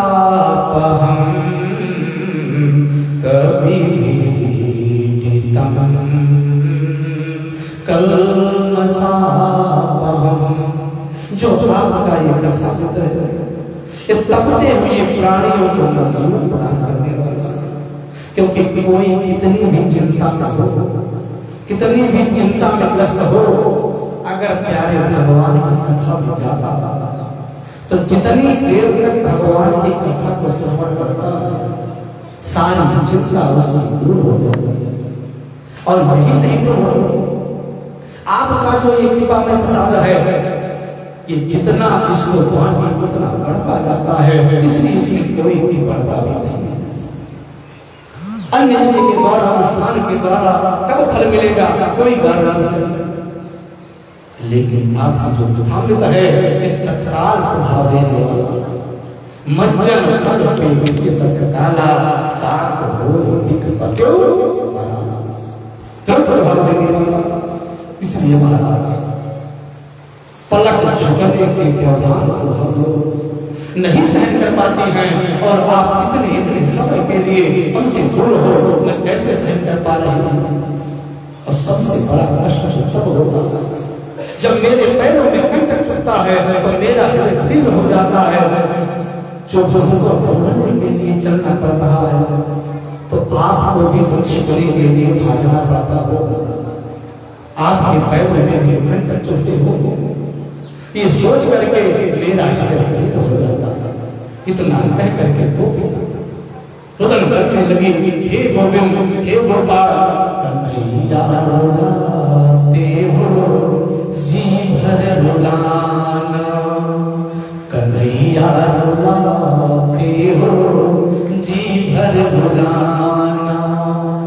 मगर आंसू में नजर तुम ही आना, कन्हैया रुलाते हो जी भर रुलाना। इतने में भगवान पीताम्बर लेकर के प्रकट हो गए। प्यारे पीताम्बर पहन कर कहीं पीताम्बर लेकर गए गोपियों के अश्रुओं को पोंछने के लिए। जैसे भगवान प्रकट हुए, जैसे शरीर में प्राण आ गया, गोपियों ने देखा भगवान तो कुछ कहना चाहते थे, लेकिन फिर सोच रहे हैं कि अगर मैं कुछ कह दूंगी तो फिर भाग लगा। अब इतना एक गोपी ने क्या किया कि भगवान को देखा और अपने नेत्रों में भगवान को बसा करके आंखें बंद कर दी। एक गोपी कुछ कहना चाहता है, कहा महाराज कुछ कहना चाहता है, कहा बता। आज संसार में 3 प्रकार के लोग देखे जाते हैं। कहा कौन से? कहा एक तो वो है कि मैं तुमसे प्रेम कर रहा हूं, तुम मुझसे प्रेम कर रहा हो। कहा दूसरे वो है कि मैं तो प्रेम कर रहा हूं, तुम करो ना। और तीसरे वो है जो प्रेम करना जानते ही नहीं। भगवान ने कहा कि जो प्रेम के बदले में प्रेम करता है वो प्रेम नहीं, वो व्यवहार है। कि तुम मुझसे प्रेम कर रही हो तो तुमसे प्रेम कर रहा है, व्यवहार। और जो मैं तो तुमसे प्रेम कर रहा हूं तुम करो अथवा न करो, ऐसा प्रेमी केवल माता पिता हो सकता है, उनके अतिरिक्त कोई हो नहीं सकता है। कुछ करेगा, मेरी सेवा करेगा या नहीं करेगा। और तीसरा कहा इसमें 4 लोग होते हैं जो प्रेम करना जल्दी नहीं करते। कहा आत्मा आप काम गुरु को ही। कहा जो अपनी आत्मा में ही रमण करने वाला है और दूसरे से क्या प्रेम करेंगे। और दूसरे वे आप काम जिनकी समस्त कामनाएं पूर्ण हो चुकी है, वो किसी से प्रेम नहीं करते। और तीसरे है कृतज्ञ, जो किसी के किए गए उपकार को मानते नहीं है, मौका मिल जाए तो गला काट दे। और चौथा है गुरुद्रोही, गुरुओं को पाई जाए तो पता लगा पत्ता साफ है। तो गोपियों ने कहा महाराज चौथे नंबर क्या जान रहे हैं। भगवान ने कहा क्या जान रही हो, जितना तुम करती हो उतना मैं भी करता। तो गोपियों ने कहा महाराज तुम भाग कहे रहे थे, अगर इतना प्रेम मुझसे होगा तो भागते क्यों। कहा मैं जानता था कि जब 24 घंटे तुम्हारे पास ही में रहूंगा तो मेरे प्रेम को क्या समझो कि बस यही लोग मेरे वही तो है वही रहेगा। सोचा 3-4 महीना बाहर चला जाऊंगा, बंबई से लौट के आऊंगा तो लोग कहेंगे कमा के आया, सम्मान करेंगे, क्योंकि मतलब के बिना श्रृंगार पुष्ट नहीं होगा। अगर शरीर में धूप नहीं रही होगी तो छाया का एहसास नहीं होगा।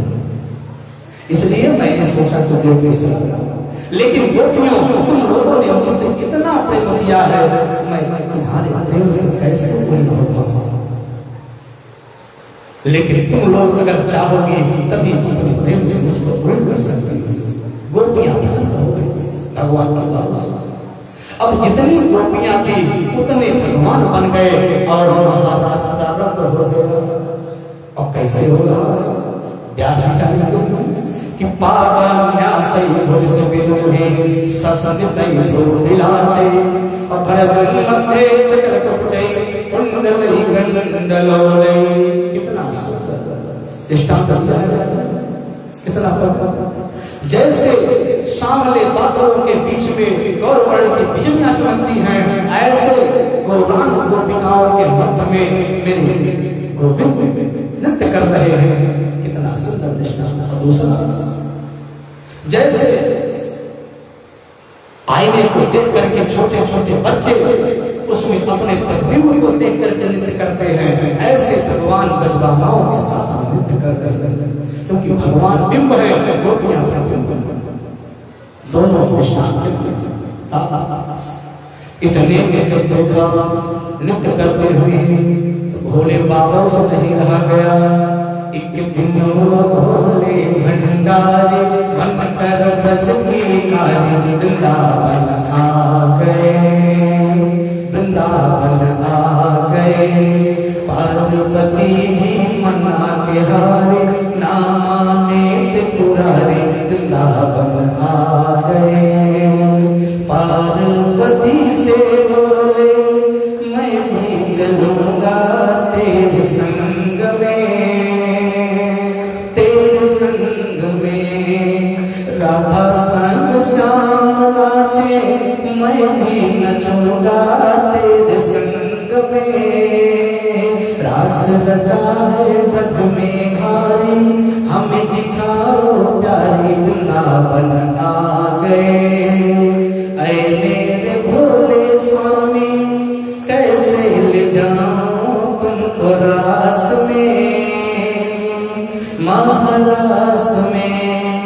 श्याम के सिवा दूजा पुरुषना महारास में, महारास में। हंसी करेगी ब्रज की नारी मानो बाप हमारी वृंदावन आ गए, वृंदावन आ गए।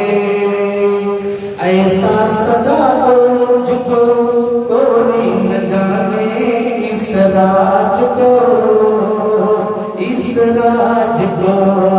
मैं हूँ सहेली तेरी ऐसा बताना ब्रजराज को, ब्रजराज को। बांध के चूड़ा पहन के साड़ी चाल चले मतवाले वृंदावन आ गए, वृंदावन आ गए। देखा महान ने तो समझ गए वो सारी बात को, ऐसी बजाई पंछी सुध बुध भूले भूलना तो।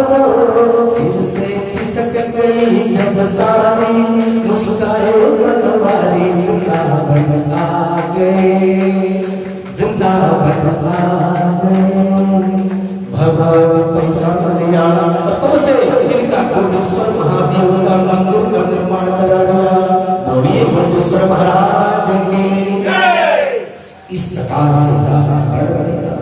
अब सोचिए जहाँ काम को नष्ट करने वाले भोले बाबा प्रवेश कर गए, वहाँ कामदेव प्रवेश कर सकता। इस प्रकार से सुंदर महाराज का वर्णन किया। अब इसके बाद सुखदेव जी महाराज ने इस सब लोग देवी की पूजा करने के लिए अंबिका पर गए। वहां अंबिका पर मां जगत जननी की पूजा की, क्योंकि बिना शक्ति के भगवान अधूरे हैं। बहुत नारायण की पूजा कर ही लोग, तो बिना लक्ष्मी की पूजा किए सब बेकार है। पहले शक्ति तब नारायण, लक्ष्मी तब नारायण, उमा तब महेश्वर, सीता तब राम। और मैया ने सुंदर स्तुति किया कि हमारी है दुर्गे मैया बड़ी सुंदरी, तो सेवा चढ़े आवेली हमार नगरी, तो सेवा चढ़े आवेली हमार नगरी। जब माया जन मोरे मैया घर आई है, जब माया जन मोरे मैया घर आई है। फुलवा छोड़ो मैं तो सारी नगरी, मैया सेवा चढ़ी आवेली हमार नगरी, मैया सेवा चढ़ी आवेली हमार नगरी। सुंदर मैया की स्तुति किया, पूजा किया। अब सब थके हुए थे वही करने लगे। इतने में एक अजगर निकला और नंद बाबा के पैर को पकड़ कर चले गया। अब ग्वाल बाल बहुत प्रयास किए, माने नहीं। इतने में जल्दी हुई लकड़ी को ला करके मारने का प्रयास किया, लेकिन टस से बस नहीं हुआ। और भगवान से बताया, भगवान ने जैसे पैर से प्रहार किया, स्पर्श करके ही सुंदर स्वरूप हुआ, प्रकट हो गया। भगवान ने कहा भैया तुम कौन हो? कहा अहम विद्याधरा कश्चित् सुदर्शन विश्वतः स्त्रियः सर्व संपत्त्या विमानेनाचरन् निशः। मैं सुदर्शन नाम का विद्याधर, मैं बहुत सुंदर और मेरी सुंदरता ही मेरे लिए अभिशाप है। एक बार मैं आया और 3 जगह से टेढ़े बाबा चले आ रहे थे। मैंने कहा बाबा की चाल देखो, बाबा को सोचो। फिर मैंने कहा बाबा का स्वरूप देखो, बाबा ने श्राप दे दिया। जैसे मैं 3 जगह से टेढ़ा हो चल रहा हूँ, मैं श्राप देता हूँ तो डिस्टर्ब हो जा और बाबा से बहुत निवेदन किया। बाबा ने कहा बेटा तुमको प्रसाद करने का मेरा कोई उद्देश्य नहीं, जा तेरा कल्याण भगवान कर। आज वही जैसे आपका स्पर्श हुआ वहां मुझको इस योनि से मुक्ति मिल गई। मैं तो कहता हूं कि बाबा ने श्राप नहीं बचाना, क्योंकि आपसे संपर्क हो गया, आपका स्पर्श हो गया, मेरा कल्याण हो गया। इसके बाद एक संत चूड़ना करते थे, वो गोपियों का ही अपहरण करके ले जाने लगा। जो गोपियां चिल्लाई, भगवान दौड़ करके उसका वध करके मन को छीन कर ला के बलराम को बलराम प्रसन्न हो गए। इसके बाद प्यारे युगल गीत, भगवान जब गायों को चराने के लिए बंसी को बजाते हुए जाते हैं तो मेरे प्रभु कितने सुंदर लगते हैं। और भगवान के बंसी की जो ये धुन है, जब बंसी बजाते हैं तो जब बंसी की आवाज इंद्र आदि के पास पहुंचती है तो जो अप्सराएं नृत्य कर रही होती है वो भी स्थिर हो कि आवाज कहां से आ रही है। और जब आकर के देखती है तो भगवान के सूरज को देख करके मोहित हो जाती है। और जितने बड़े संगीतकार हैं, जो संगीत को जानने वाले हैं, वो बंसी की धुन को सुन करके मोहित हो, कोई बड़ी बात नहीं। लेकिन मेरे प्रभु, मेरे कन्हैया इतनी सुंदर बंसी बजाते हैं, सुन करके मोहित हो जाता है। भौरे जिस धुलाई में गुंजायमान रहते हैं, भगवान उसी लय में अपने धुन को मिला जाता है। जो बड़े बड़े संगीतकार हैं वो भी इस मर्म को नहीं जानते, क्योंकि 3 लोगों को विशेष रूप से संगीत का विशेषज्ञ माना। किसको? ब्रह्मा जी। क्यों? क्योंकि सामवेद के रचयिता ब्रह्मा जी हैं और सामवेद पूरा संगीत से ही भरा, तो संगीत का ब्रह्मा जी बने। और इंद्र को भी माना क्योंकि इंद्र के राज्य में हर समय नृत्य गाना होता रहता है। और तीसरा भोले बाबा, क्योंकि भोले बाबा ने अपने डमरू को बजाया तो पानी का पर्यावरण तैयार हो गया। पानी का व्याकरण भगवान भोले बाबा के डमरू तैयार हुआ। तो तीनों ही इस रहस्य को नहीं समझ पाए कि मेरे प्रभु इस जो बजाते हैं इस धुन को कहां से सीखे, इसी से शिक्षा ली या स्वकीय ज्ञान स्वयं के द्वारा। इस प्रकार से गोपियां बड़े बड़े भाव व्यक्त कर रही। अब इसके बाद एक दिन कंस का भेजा हुआ अरिष्टासुर नाम का दैत्य बैल का रूप बना करके आया और जैसे भगवान ने देखा उसको पहचाना, उठा करके पटका, उसका भी मोट होता है। इतने में नारद बाबा पहुंच गए और जैसे नारद बाबा को देखा कंस ने स्वागत किया। अच्छा हो। नारद बाबा ने कहा कि तेरे चेहरे पर 12 काहे बजे हैं? कहा महाराज क्या बताओ, ये 2 बाबा मेरे लिए सिद्धर लगे हुए। जितने लोगों को भेजता हूं ज्यादा तो सब है, लेकिन लौट कोई नहीं जाता। नारद बाबा ने कहा जानते हो कौन? कहा महाराज नंद के बेटे हैं। कहा ये भूल है तुम्हारी, ये वसुदेव और देवकी के बेटे हैं। जो 6वां गर्भ साफ हुआ था ये बलराम है, 7वां अवष्टम गर्भ में कृष्ण। कहा कि कैसे हो सकता है, इनको तो मैंने बंदी बनाया। कहा वसुदेव बहुत ज्यादा चोरी से ले जाकर के नंद की हालत दिया। इतने में कंस ने तलवार आप लाओ मार दिया।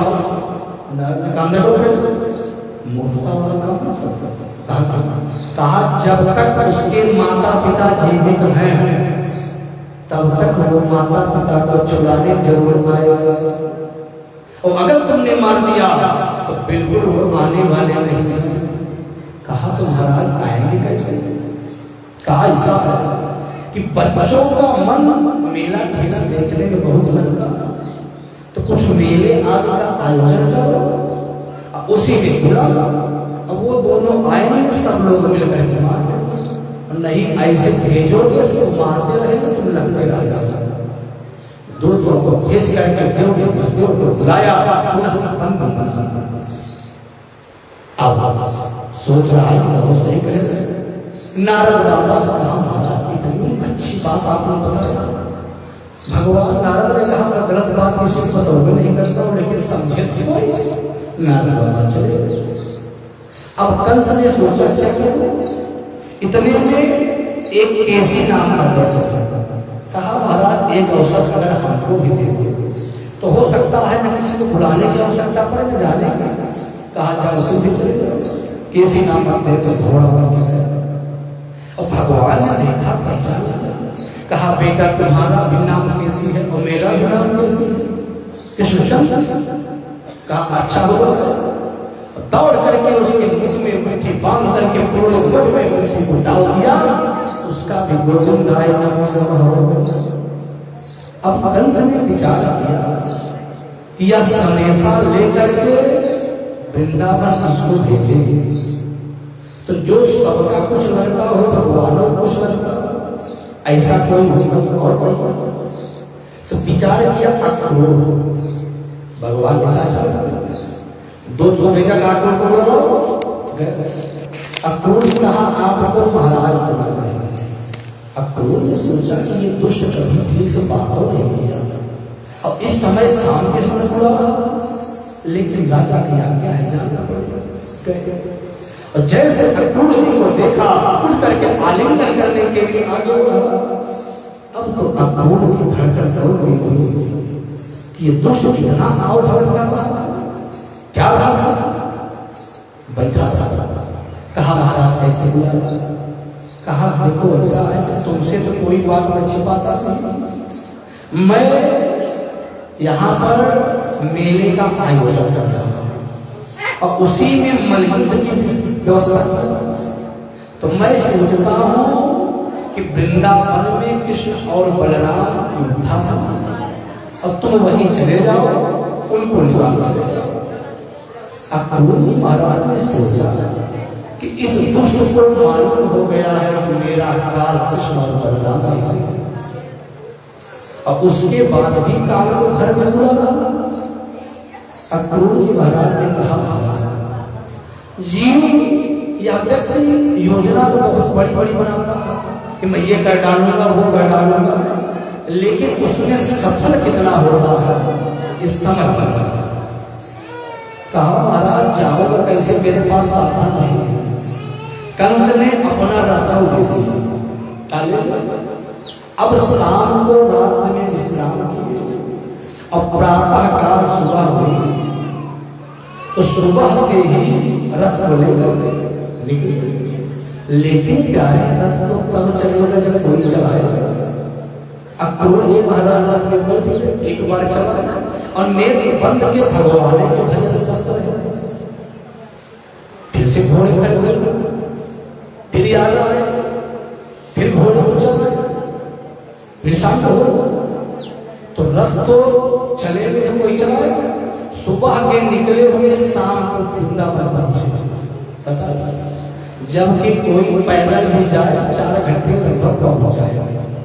अब सुबह के निकले हुए शाम को पहुंचे और सोच रहे कि कोई कुछ भी कहे कम से कम, लेकिन मेरे लिए तो बहुत अच्छा आलसियों की तरह घर में पड़ा, अपने दूध को भेज करके बुलवाया, अपना रखा दिया और भेज रहा, मैं जा रहा, लेकिन भगवान मुझको स्वीकार करेंगे नहीं करेंगे, क्योंकि उनके सत्य के द्वारा भेजने पर मजा रहा। फिर विचार किया कि ऐसा हो नहीं सकता, क्योंकि मेरे प्रभु कन्हैया भक्तवांछा है, कल्पतरु है, वो हमको स्वीकार ना करें, ऐसा हो कैसे सकता। और मैं जाऊंगा भगवान का सुंदर दर्शन करूंगा। मन में विचार कर रहे हैं कि कैसे होगा उनका स्वरूप, कि दृक्षामि नूनं सुकपोलनासिकं, दृक्षामि सुकपोलनासिकं, स्मितावलोकनलोचनं, मुखं मुकुन्दस्य कुलालकाव्यतं, प्रदक्षिणं ते प्रचलन्तु वैदिका। सुंदर भगवान के टमाटर जैसे गाल हो गए, मछली के आकार में सुंदर नेत्र हो गए, और भगवान का सुंदर दर्शन करूंगा इतना विचार कर ही रहे थे कि मृगों का झुंड गुजर गया। शुभ संकेत हो गया कि निश्चित ही भगवान का दर्शन होगा। और रथ को लेकर के अक्रूर जी महाराज पहुंचे और भगवान गाय चढ़ा करके वापस लौट के आए। देखा जब ब्रज की रज में भगवान के चरणों की पदचिन्ह को देखा, संत चक्र गदा पद्म को देखा तो रथ से कूद पड़े, किसी ब्रज की रज में रोड कहा जैसे पृथ्वी मैया के ऊपर जब गाय खुद को रखती हैं तो जब पृथ्वी मैया घायल हो जाती हैं तो उनके ऊपर मरहम लगाने के लिए भगवान अपने चरणों को ऊपर रखते हैं। इतने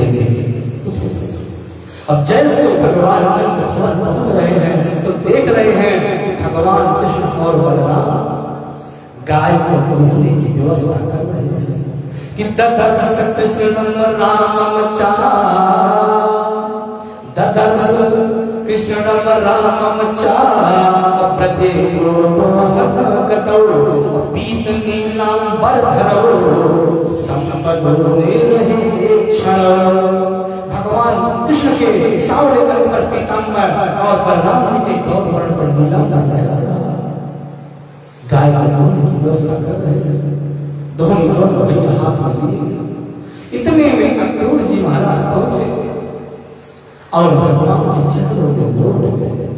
स्तुति करने लगे, भगवान बार बार उठाने का प्रयास कर रहे हैं, चाचा उठो, लेकिन भगवान पूरा पद प्रक्षालन कर रहा किसी प्रकार से उठा कर लेकर के गए। सबसे पहले गाय क्योंकि नियम था कि कोई अतिथि आता है तो सबसे पहले गाय का दर्शन कराया जाता है, क्योंकि गाय में सभी देवता विद्यमान है। दूसरा कि जब आएंगे देखेंगे कि इनके पास इतनी गाय है तो कुछ खाने पीने की इच्छा हो तो संकोच नहीं करेंगे। इतनी गाय है तो दूध नहीं माटा तो हो गई, संकोच नहीं करेंगे। तो इसलिए ले जाकर के गाय का दर्शन करते हैं। शाम के समय सुंदर प्रसाद पाया और जब एकांत पाया तो भगवान आकर के अक्रूर जी के चरण को दबा लिया। कहा चाचा मथुरा में सब कुशल से तो है। अक्रूर जी महाराज ने कुछ नहीं कहा। भगवान से कहा चाचा मैंने प्रश्न ही गलत कर दिया, क्योंकि जहां कंस जैसा कैंसर हो वहां कोई आराम से कैसे रह सकता है। अक्रूर जी ने कहा बेटा किसी कैंसर का इलाज कराने तुम्हें तेरे पास आया है। पूरे षड्यंत्र को भगवान से बता दिया, इस प्रकार से मरियम का आयोजन किया है, उसका उद्देश्य क्या है। भगवान ने कहा चाचा नंद बाबा से केवल मेला देखने की बात करना, अगर इस षड्यंत्र को बता दोगे तो मैं चल नहीं पाऊंगा। भगवान नंद बाबा से कहा बाबा कल हम लोग मथुरा चलेंगे, वहां पर मेला देखेंगे। नंद बाबा ने कहा अकेले क्यों जाओ? अरे मैं भी कंस को कर नहीं दिया हूं, मैं भी चलूंगा। वैसे कंस को कर देकर चले आएंगे। इतने में पूरे ब्रजमंडल में सबको कहलवा दिया कि सब लोग कल अपनी अपनी बैलगाड़ी से मथुरा मेला देखने चले गए। और जैसे रात में ही गोपियों के कान में ये बात पड़ी, सभी गोपियां इकट्ठा हो गई। पहले तुमने सुना? दूसरी गोपी कह रही हाँ वही तो मैं आपसे पूछने आई हूं। कहा ये जो अक्रूर है इसका नाम क्रूर होना चाहिए। हमको लग रहा है भूल से क्रूर हो गया है, क्योंकि ब्रजमंडल की दो ही आंखें हैं, कृष्ण और बलराम, और आज उसको एक दूसरे से मिलाप करके ही लोग चर्चा कर रहे हैं कि अहो विधाता तव नाम चित गया। ब्रह्मा जी को गाली दे रहे कि अहो विधाता तव नाम चित गया, संयोग मैत्रा प्रणयेन देहिना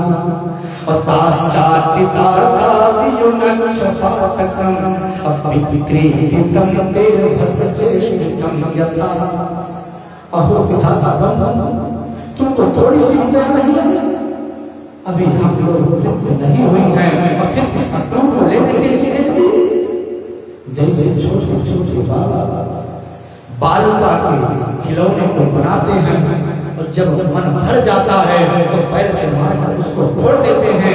उनको बनाने में भी आनंद आता है और फोड़ने में भी आनंद आता है। ऐसे ब्रह्मा की जब इच्छा हुई तो बना दी, जब इच्छा हुई तो लेने की थोड़ी सी विद्या नहीं।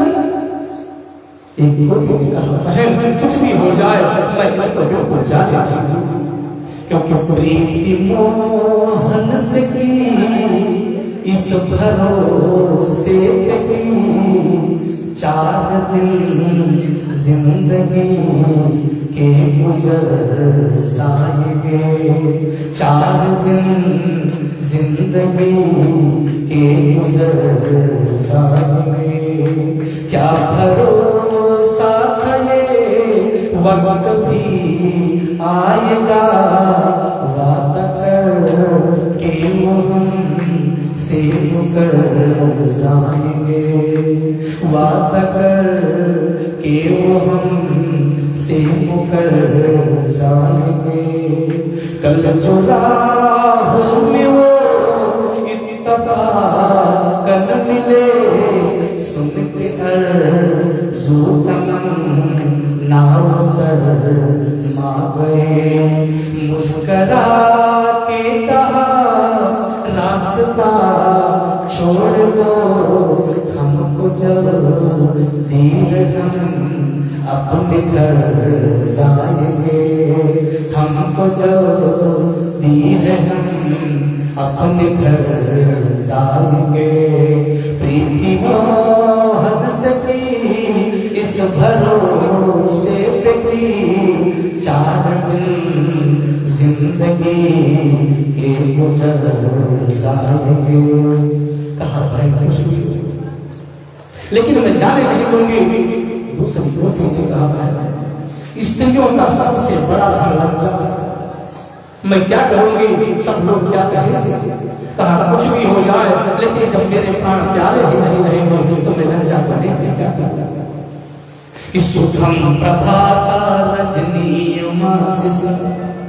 कल का जो प्रातः काल होगा ये मथुरा की सुंदरियों के लिए कितना सौभाग्यशाली होगा, जब मेरे प्रभु अपने दिल से जीवन से उनको आनंदित करेंगे।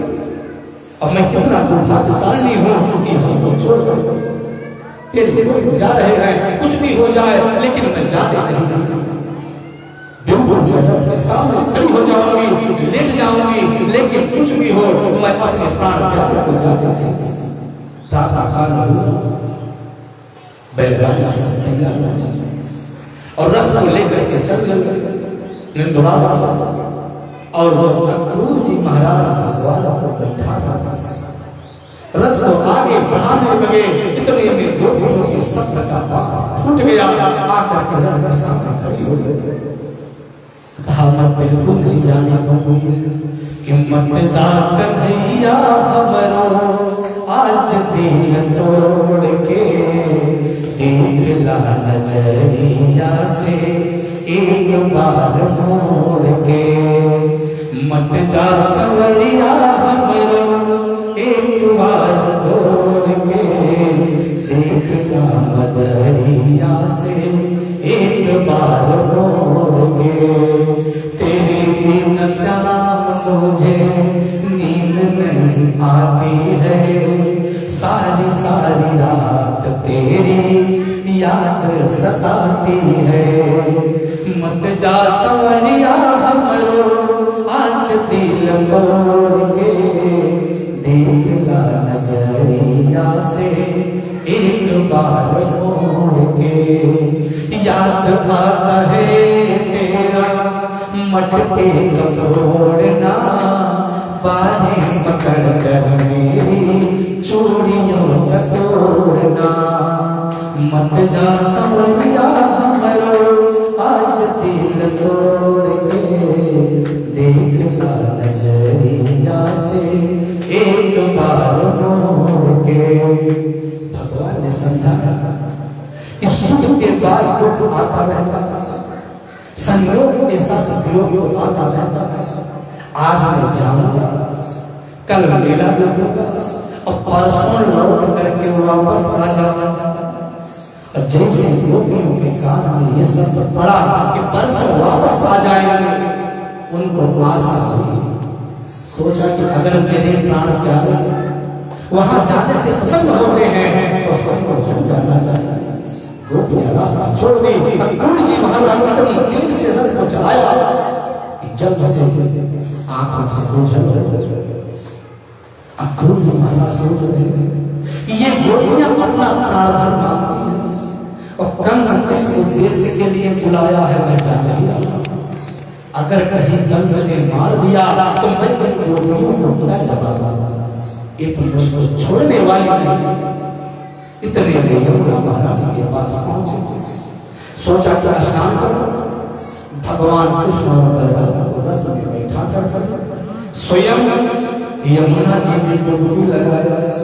तो भगवान ने सोचा चाचा शायद पहचान नहीं रहे क्या, इनको ज्ञान को कराओ, इनकी शंका दूर हो जाए।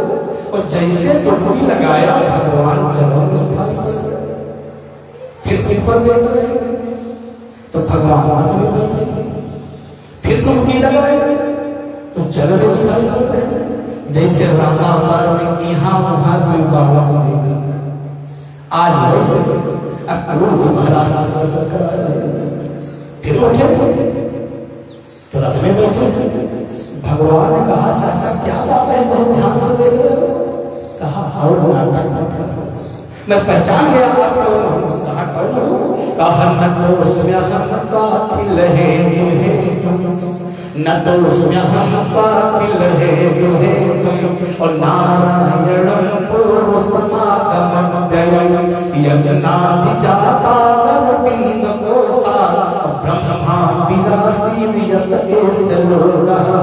हे प्रभु आप अखिल ब्रह्मांड के नायक परम पिता परमेश्वर, आपके नाभि कमल से ब्रह्मा जी की उत्पत्ति हुई है।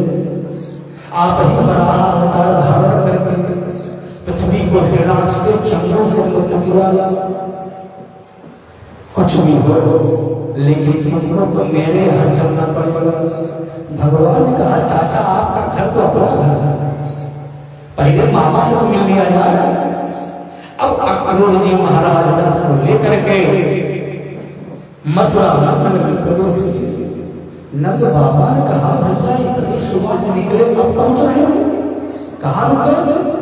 भगवान ने कहा चाचा स्नान करने लगे। कहा चलो ठीक है चलो विश्राम करो, कल सब लोग मेला देखेंगे। भगवान ने सोचा कि अभी एक प्रहर बाकी है, अर्थात 3 घंटा। कहा बाबा अगर आदेश हो तो हम लोग टहल लें। कहा बिल्कुल नहीं जाना है, ये मथुरा है वृंदावन नहीं है। बलराम जी की तरफ इशारा किया, महाराज रामावतार में मैं बड़ा था, मैं गुरु जी से आज्ञा लिया था। अब बहुत आपकी इच्छा हुई कि बड़े भैया ना हो, लेकिन कंधों की तरह कच्चे खड़े की तरह ब्रह्मांडे पर हो। मैंने कहा इस बार वही बड़े हो गया, जो इच्छा हो तो आप बड़े हो तो आपकी जिम्मेदारी है, अनुमति। तो नंद बाबा से बलराम ने कहा बाबा मैं तो बड़ा हो गया हूं, मैं जिम्मेदारी लेता हूं कि कन्हैया किसी से लड़ाई झगड़ा नहीं करने वाला। नंद बाबा ने सोचा कि मेला खेला देखना बच्चों का कार्य ही है, जाना कहा जाओ लेकिन लड़ाई झगड़ा नहीं होना चाहिए। अरे कहा बाबा बिल्कुल नहीं होगा। अब बार बार उनको लेकर भगवान कृष्ण और बलराम मथुरा में प्रवेश करते हैं। तो प्यारे मथुरा की लीला और मिथिला की लीला कुछ मिलती जुलती है, लेकिन अंतर इतना है कि मेरे प्रभु राम मर्यादा पुरुषोत्तम है, किसी की तरफ देखते नहीं थे। और मेरे गोविंद लीला पुरुषोत्तम है, सबके नेत्रों में नेत्र मिला कर चल रहे हैं। तो जैसे मथुरा के सुंदरियों ने देखा कि काला काला मुरली वाला आ गया, पूतना को मारने वाला आ गया, जो भगवान के नेत्र को देखता वही निहाल हो जाता। और जो स्त्रियां घर से बाहर नहीं निकल रही थी वो अटारी पे चढ़कर के भगवान का दर्शन कर रही थी। ग्वाल बाबू ने कहा कन्हैया यहाँ तो सब तुमको पहचान रहे हैं। कहा ये मेरे मामा का घर है, जो यहाँ के राजा है मेरे सगे मामा। कहा था पहले कहीं नहीं बताया, अब पहले बताए होते तो हम भी सुंदर वस्त्र पहने होते, वैसे गाय चराने वाला कपड़ा पहन चले गए। भगवान ने कहा मेरे मामा यहाँ के राजा कोई कमी थोड़े नहीं, पहन के आए तो यहाँ मिले। इतने में देखा तो और आगे बढ़े तो कंस का धोबी गट्ठर लिए हुए मस्तक पर चला रहा। भगवान ने देखा, कहा मामा राम राम।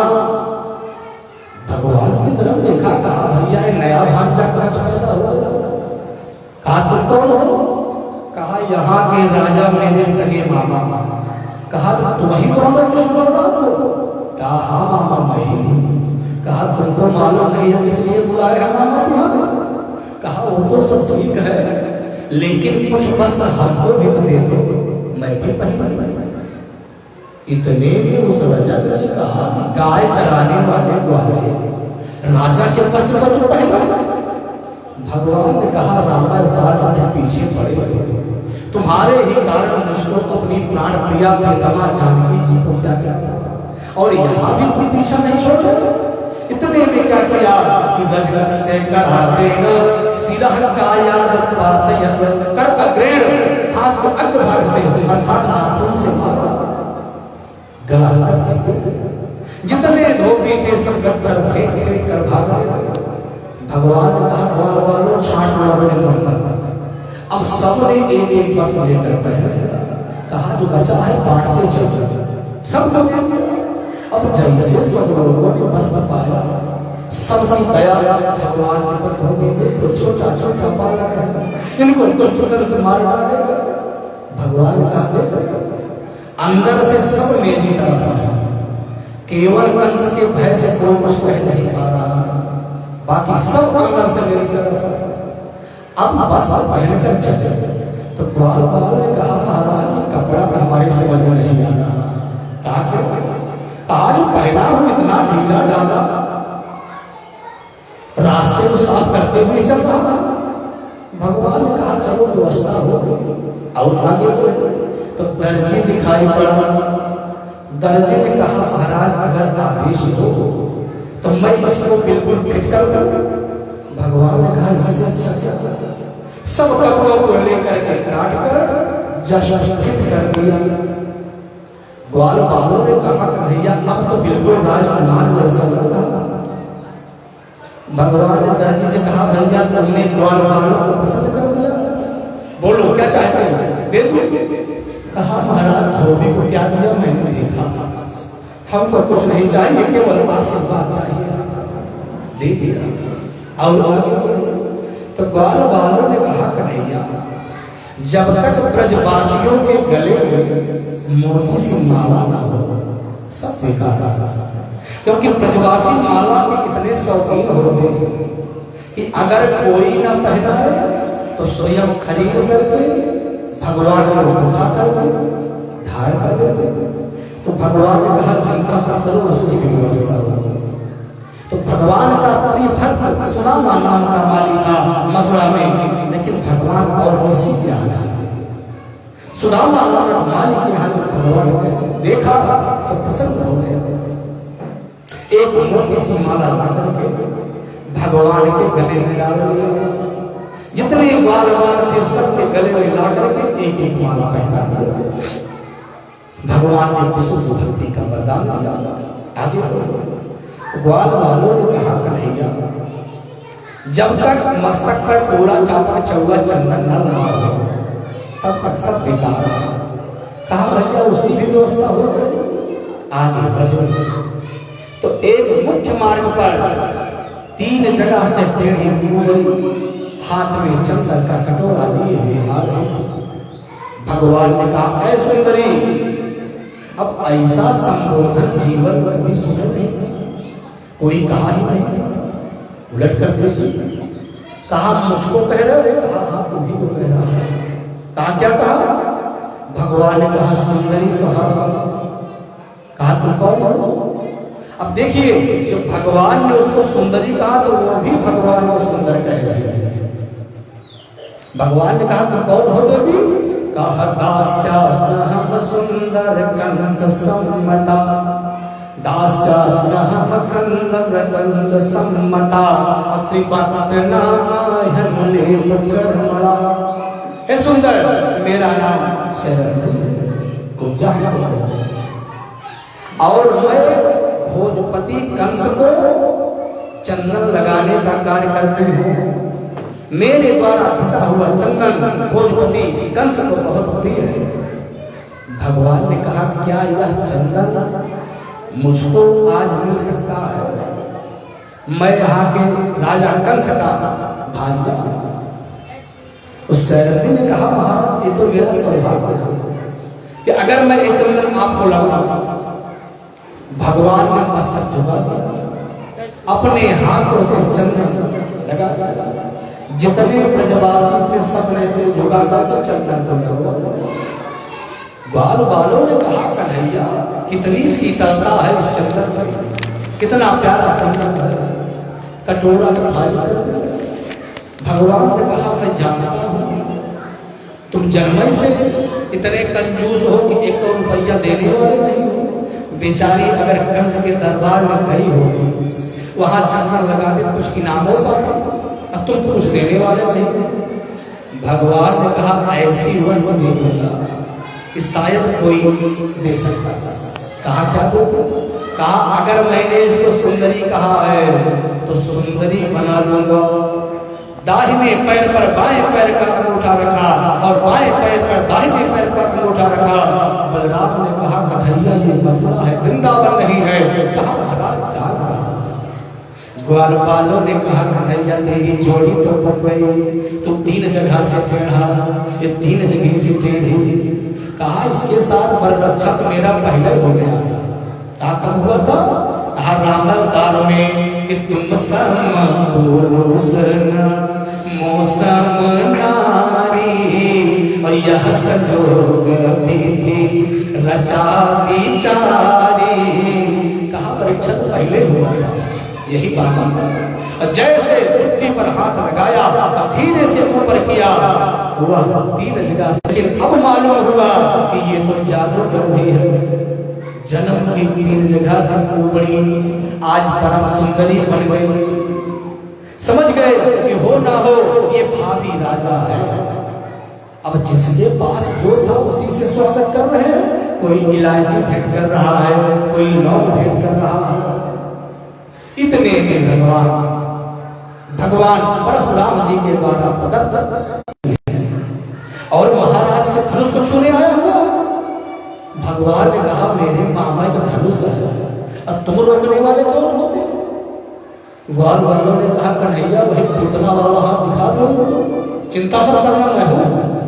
भगवान ने कहा जब तुम लोग कह ही रहे हो तो मैं ही कहां पीछे रह रहा हूं।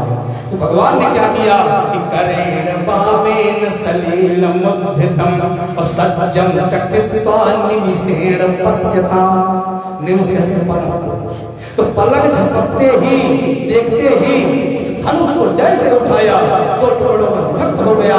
जैसे टूटने की आवाज कंस के कान में पड़ी, अपने सिंहासन से गिरते गिरते बचा। जब दूत ने जाकर के बताया कंस को कि आपके भांजों ने धनुष का खंडन कर दिया है, कंस को परशुराम द्वारा बताई गई बात याद आ गई। परशुराम जी ने कहा था इस धनुष शाम हो गई थी, विश्राम भाग आए। नंद बाबा ने कहा कन्हैया लड़ाई झगड़ा नहीं किया?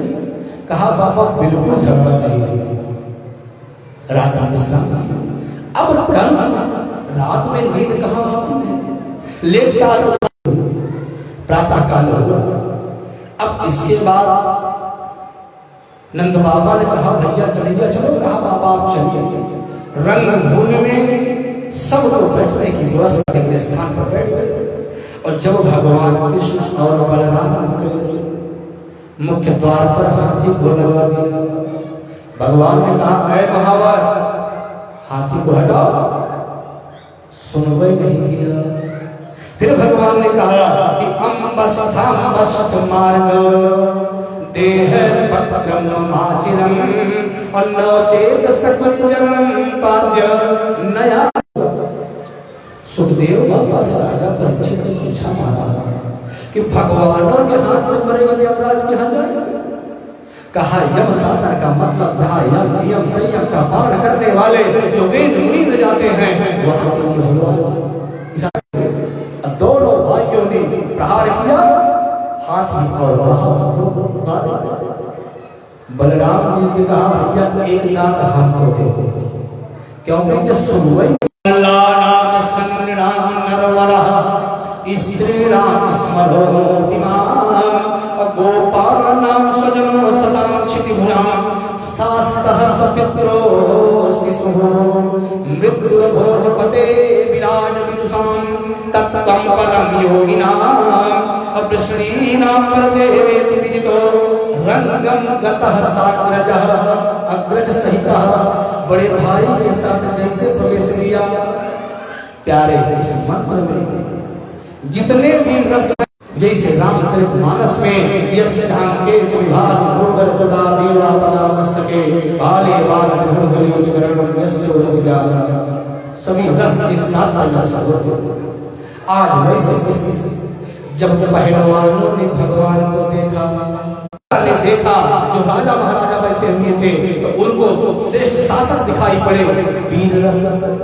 और जब कंस ने देखा कि साक्षात मेरी मृत्यु है भयानक रस।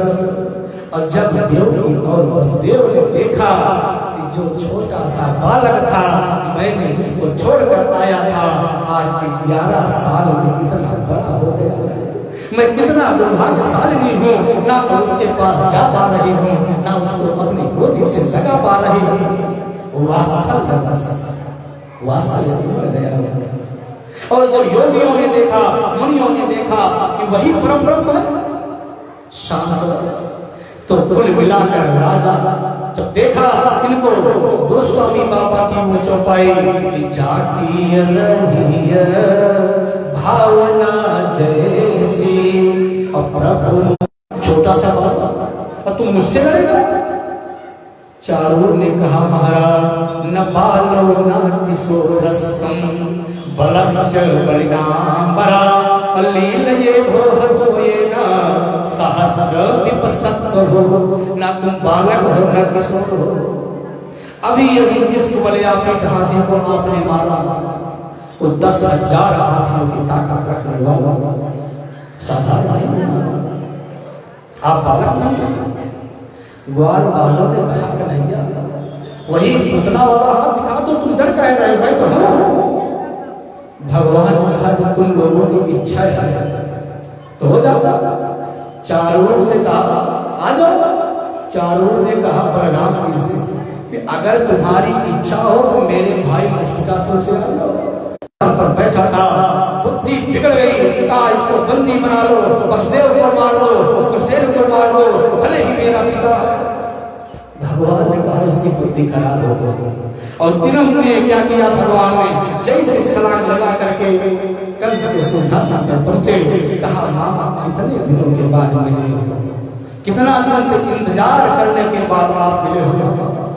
पकड़ करके केशव को उड़ा करके सिंहासन से नीचे उतारा और 36 हाथ ऊपर सिंहासन से पटक दिया।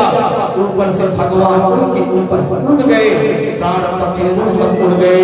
बोली कंसहारी भगवान ने की। इतने में जो कंस की पत्नियां थी अस्त्र और प्राप्ति बिलाप भगवान ने महाराज को जो कंस ने बंदी बनाया था कारागार से मुक्त किया। उग्रसेन से कहा माना आप ही यहाँ का राज्यभार संभालिए। कहा बेटा मैं तो फिर हो चुका हूँ, क्या करूँ। कहना हमको ये याद ऋषि का श्राप लगा है, आप लोग राजा बन नहीं सकते। मंत्री बन करके आपका कार्यभार देखते रहेंगे राजा। और जो इनके राज्य के कंस के राजा होने पर बेचारे परेशान होकर के भागे हुए थे। तो जब उन्होंने सुना कि उग्रसेन जी पुनः राजा बन गए हैं, सब लौट के आए और एक हड्डी के हो गए थे। इतने में जैसे भगवान के नेत्रों का दर्शन किया सब स्वस्थ हो गए। नंद बाबा के पास भगवान आए। नंद बाबा ने वसुदेव जी ने नंद बाबा से पूरी बात बता दिया कि किस प्रकार से कृष्ण का प्राकट्य हुआ। तो मैं कुछ दिन रह करके जन्म देने वाले अपने माता पिता को ही सुख प्रदान करूं, आनंदित करूं। और कंस का पद हो चुका है, जो इसका ससुर है जरासंध बहुत ही शक्तिशाली है और निश्चित ही मथुरा वालों को परेशान करेगा। अगर आपका आदेश हो तो मैं यहाँ कुछ दिन रह करके इनकी सेवा करूं। अब नंद बाबा तो चाहते नहीं थे, लेकिन सास इसी प्रकार से भगवान से मिला। यहाँ पर देव के बसदेव के हृदय में प्रसन्नता है। गर्गाचार्य जी को बुलाया, कहा महाराज इनका यज्ञ भूमि संस्कार करना चाहिए, क्योंकि शिक्षा दीक्षा समय से दान हो सके, क्योंकि माता शत्रु पिता वेदी ये